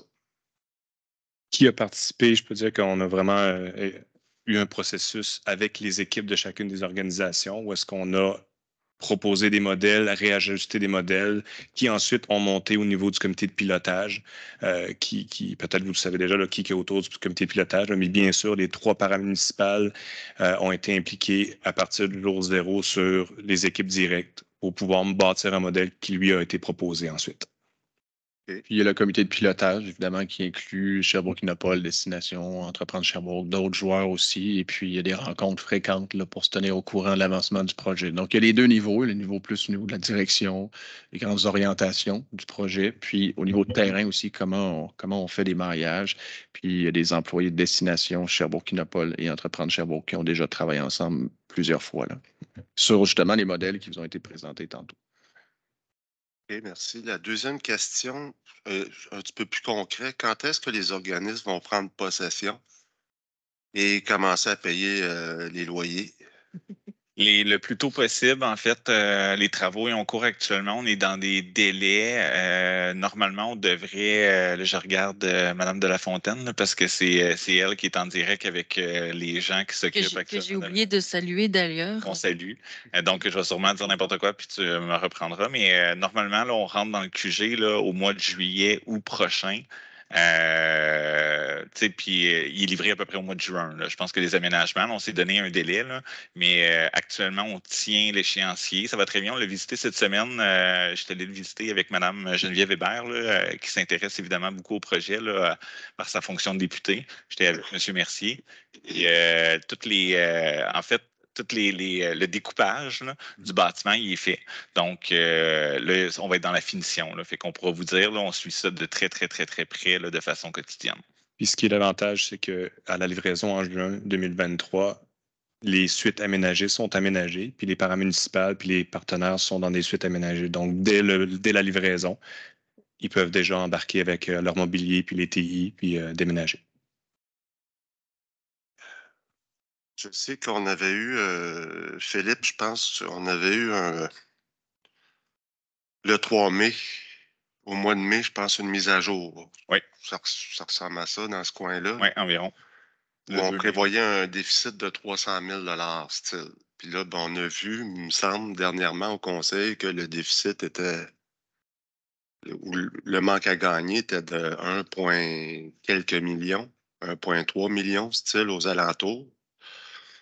Là, et on prévoyait une entrée au mois de novembre de 22. Dans le fond, au mois de juin 2023. Oui, il y a 2 scénarios qui vous ont été présentés au mois de mai dernier, c'était le 2 mai. Il y a un scénario, effectivement, qui était qu'on espérait rentrer cet automne dans le QG de l'entrepreneuriat. Puis évidemment, c'est des délais qu'on nous avait composés, mais dans le contexte de la pandémie, du fournisseur de services qu'on a, puis de l'enjeu de l'approvisionnement, on a discuté de ça au mois de juillet quand on a accordé le contrat à QMD, mais les délais ont augmenté de façon importante. Pour ce qui vous a été présenté le 2 mai, dans le fond, c'était 2 scénarios. Soit le scénario que cet automne, on allait entrer dans le QG avec un déficit là, de 300 quelques mille dollars. Le montant exact, là, je ne l'ai pas devant moi. Ou un déficit total pour l'année courante. Puis là, on est plus proche de 900 000. Là. Je pourrais vous ressortir les chiffres, là. Mais en réalité, on a eu un rabais. On commençait à payer, je pense, un plein paiement du QG à partir du 15 octobre dernier. Puis avant ça, on payait seulement les intérêts sur le prêt du promoteur qui nous a loué les lieux. Puis à partir du moment où on a pris possession des lieux, on avait aussi un 3 mois où on ne payait pas de loyer, là, on payait les opérations de base. Donc cette année, ce n'est pas un déficit là, sur l'ensemble du loyer. Puis pour l'année prochaine, bien évidemment, si on rentre là en milieu d'année ou à peu près, bien, on peut penser le bail par année coûte à peu près 1,5 million. Donc, on peut penser à un déficit qui représente probablement un peu plus que cette somme-là, là, mais 700 à 800 000 Le plus tôt qu'on rentre dans le QG, le plus tôt on génère des revenus, puis le plus tôt on n'a pas à assumer pleinement le loyer. Là. Donc, c'est sûr que ça va être important d'avoir une mise à jour de ce volet-là, oui. Le plus tôt possible. Parce que là, ben, c'est pas comme qu'est-ce qu'on avait prévu au départ, évidemment. Tous les locataires aussi, est-ce que c'est le même prix qu'à l'époque? Est-ce que c'est... On a modulé le prix, on l'a... évidemment, c'est difficile de négocier ça en public là, parce que nous, on est avec chacun des promoteurs en train, mais que ça on a ajusté les la mise à jour et tout. Oui, et en puis fait... on pourrait s'en parler, là, parce qu'il va falloir vérifier ça de très près, là, parce que dans nos budgets, là, ça fait des surprises désagréables. Oui, absolument. En fait, pour vous donner l'information juste, là, à partir du mois de juillet, quand on a accordé le contrat à QMD, évidemment, nous, on amortit les investissements sur les baux qui incluent les aménagements intérieurs. Donc, le montant là, de 10,6 millions, on l'amortit sur l'ensemble des baux. Ça, c'est une première chose. Donc, évidemment, les montants ont été ajustés. Là, des baux type A qu'on appelle là, dans notre jargon, c'est-à-dire ceux qui sont occupés par les organismes avec des locaux déjà aménagés. L'autre élément, c'est que on a, une fois qu'on a ajusté ça, on a revu l'ensemble des baux. Et là, actuellement, on en a produit, on les a tous produits. Là, on est en train de finaliser ça et on va renégocier ça avec chacun des partenaires qui ont accepté là, des lettres d'entente pour louer les lieux des promesses de location. Là. Donc, ça va être un dossier à peu près au mois de février 2023. On revient vous voir avec l'ensemble du modèle d'affaires puis les prévisions budgétaires. Juste pour le bénéfice des gens qui vont écouter la commission, le ministère de l'Économie et de l'Industrie devait... pardon? De l'innovation. De l'innovation, merci. Devait, du moins, on s'attendait à une subvention de l'ordre de 5 millions environ. Et puis là, on ne l'aura pas. Donc, on parle d'un investissement de la ville pour l'intérieur du bâtiment aux alentours de 10 millions de dollars. Donc, il faut tout recalculer ça. Et puis là, tu me dis, Philippe, que il y a une partie de ça qui est amortie sur les locations. Oui, exactement. Exactement. Ça fait partie là, du type de bail. Quand on loue des lieux, c'est soit qui sont triple net, comme on appelle, qui sont non aménagés, puis qu'on doit les aménager à nos frais, puis on loue un montant forfaitaire, ou ça peut être jusqu'à des baux bruts qui incluent les aménagements intérieurs. Par rapport aux négociations, on est toujours en attente peut-être d'avoir un budget là, associé là, au coût de la ville dans ce projet-là. Ça, il pourrait y avoir des bonnes nouvelles, peut-être pas de la hauteur qu'on espérait initialement, mais quand même, il y a quelque chose qui pourrait être attaché, là, qui pourrait nous aider notamment à la ville à amortir, dans le fond, je dirais, le choc du lancement de ce projet-là, pour s'assurer aussi de bien faire les choses. Parce que, tu sais, les 3 premières années, notamment par le délai où on n'a pas encore aménagé les lieux puis on ne reçoit pas de loyer, mais il y a aussi une partie du modèle qui est issue de la location d'espace, puis ça qui nous permettrait de générer quand même des revenus importants puis de pérenniser le modèle d'affaires du projet. Donc, il y a quelque chose qui se parle actuellement. Là. Peut-être qu'on pourrait nous aider finalement là, à nous donner un peu d'air pour au moins les 3 premières années du projet. Parfait, merci. Donc, les suites en détail en 2023. Peut-être ajouter aussi qu'il y a un effort qui a été consenti là, par les 3 organisations paramunicipales et le Bureau de coordination du développement économique pour chaque année. Donc, il y a une empreinte d'espace dans le QG de 26 moindre que dans le scénario que vous aviez vu.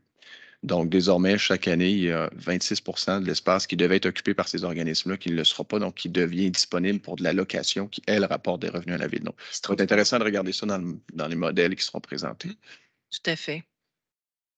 Merci beaucoup. Alors, ce projet-là, hein, il y a plein de gens qui sont intervenus à différents moments. Madame Godbout parlait en 2007. Moi, j'ai travaillé en 2012 avec une autre équipe. Et là-dessus, j'avais une question parce que tous les éléments se retrouvent pas mal de ce nous, on avait identifié. Hein. On l'avait déposé chez Madame Coulombe, d'ailleurs, en fait, à tous les partenaires, parce que nous, comme entrepreneurs, on n'était pas capable de le mener. On n'avait pas un Francis de ce monde pour porter le projet. Donc, on l'avait déposé partout. Mais donc, il y avait la garderie, il y avait les salles de formation, etc. Là. Mais nous, ce qu'on avait vu, là, c'est des douches pour les gens qui font de la mobilité active. Il y en a sur chaque étage. Yes. Sur chaque étage.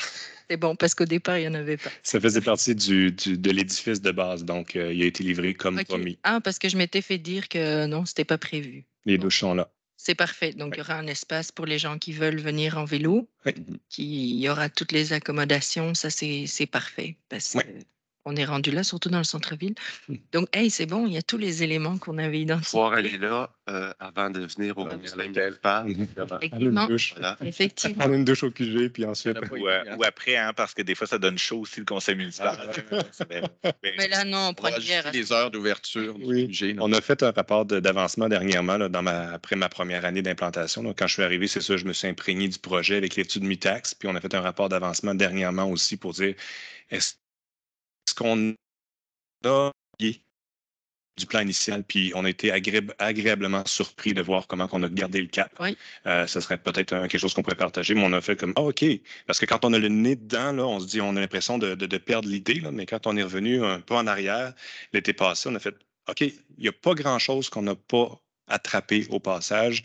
Et ceux-là qui restent, là, c'est un peu comme Mme Godbout a nommé, là, la culture, le mouvement avec la garderie. Donc, c'est encore des morceaux qui restent à travailler, mais ils sont toujours dans le plan de match. Oui, parce qu'on avait vu la garderie, on avait vu aussi, puis là, dernièrement, on a quelqu'un qui s'est ajouté parce qu'on voulait que les entrepreneurs puissent avoir accès à faire des capsules vidéo et des choses comme ça. Donc là, on a un partenaire qui est arrivé aussi. Finalement, il y a tout dedans. Donc, moi, je suis très contente de voir ça parce qu'on a travaillé très longtemps avec une équipe là-dessus. Puis après, c'est venu se greffer, puis il y a plein d'autres idées. Hein. C'est vraiment un travail collectif qui se fait. Donc, moi, je suis très, très contente puis de voir que l'essence du projet, l'idée même de rassembler, elle est toujours présente. Donc, merci énormément. Nous, on ne le voyait pas du tout au centre-ville à ce moment-là. On le voyait ailleurs. Mais il n'y avait pas 2 tours au centre-ville à l'époque aussi. Donc, voilà. Voilà. Juste un petit ajout de rien, là, mais justement, moi, c'est ça que je sens aussi. C'est comme, ben, peut-être à cause du fait que c'est long aussi, ça fait longtemps que vous baignez dedans, là. Ce que je vois, c'est ça, vous êtes imprégné de cette culture-là, finalement, parce que c'est ça, hein, finalement, c'est le concept, il vient avec une culture, là, puis je pense que vous êtes imprégné de cette culture-là. C'est pour ça que c'est facile à croire au projet quand on le voit. On sent la passion. Ouais. Merci. Ben, merci énormément. Donc, c'était un dossier en présentation, pas vraiment analyse, là, mais bon. Ben, on est très content d'avoir eu cette présentation. Ouais.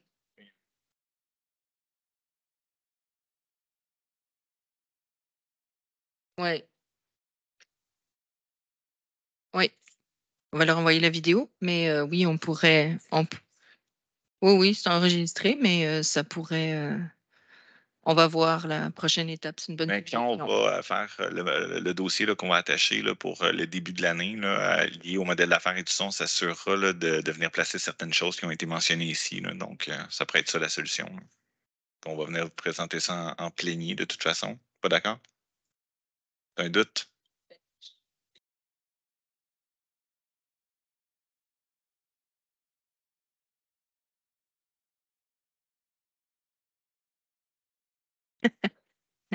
C'est bon.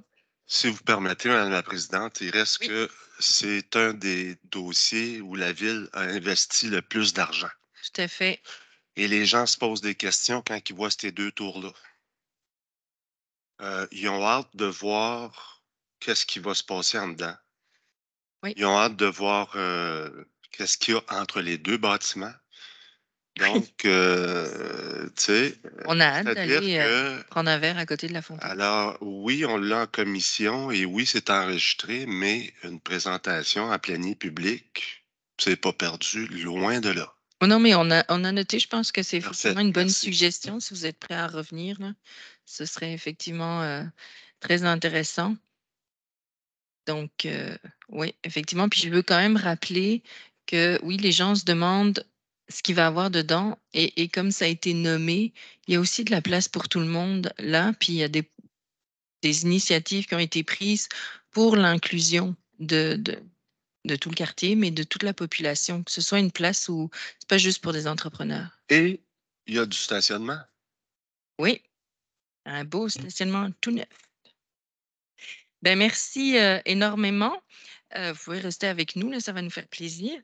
On a juste un dernier petit point qui va pas, qui malgré sa simplicité, va pas être si simple, qui est le calendrier des séances de commission 2023.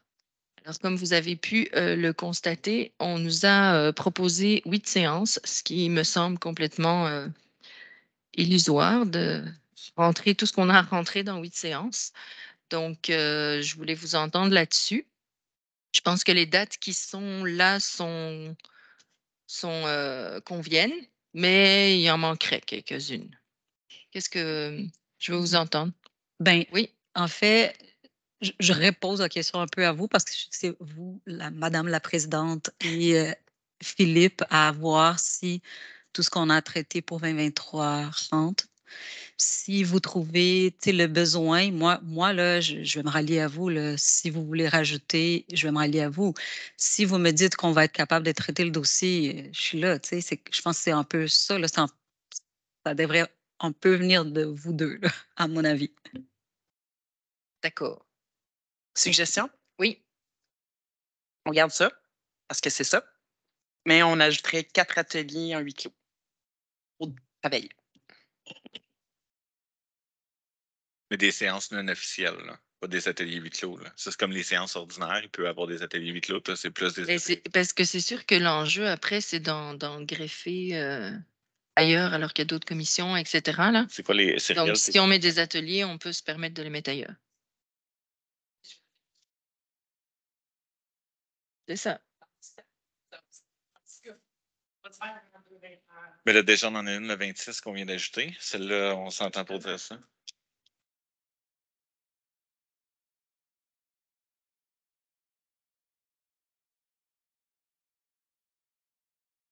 Oui. Monsieur Jank, qu'en pensez-vous? Moi, je suis un peu d'accord avec ça. On en a déjà une pour le mois de janvier, puis je pense que ça va ressembler à ça. Puis je pense que 2022 a ressemblé à ça, de toute façon. Oui. On en a fait. Oui, oui. Avec Monsieur Raymond Chabot, là. Oui, Pierre. On a fait avec Monsieur Fortin, on en a fait avec tu sais, là. Donc, moi, ça m'irait comme ça, qu'on garde les séances régulières telles que mentionnées. Et on rajoute des ateliers. Et on rajoute au besoin Moi, je suis d'accord. des ateliers de travail. Ça dépend. Parfait. J'aurais aimé ça. Oui, c'est bon. Donc, Seul on point de vue adopte, intéressant. Oui. on adopte le calendrier tel qu'il On est. adopte le calendrier. Et entre nous, on se programmera Voilà. l'atelier de travail quand il y a besoin de travailler sur des dossiers plus en profondeur. Voilà. Parfait. C'était facile finalement. On aime ça. Hey. Yes. Exactement. Ben oui, de temps en temps, hein, ça fait du bien. Mais je peux prendre l'autobus, là? OK, c'était ça. Je peux te ramener si tu veux.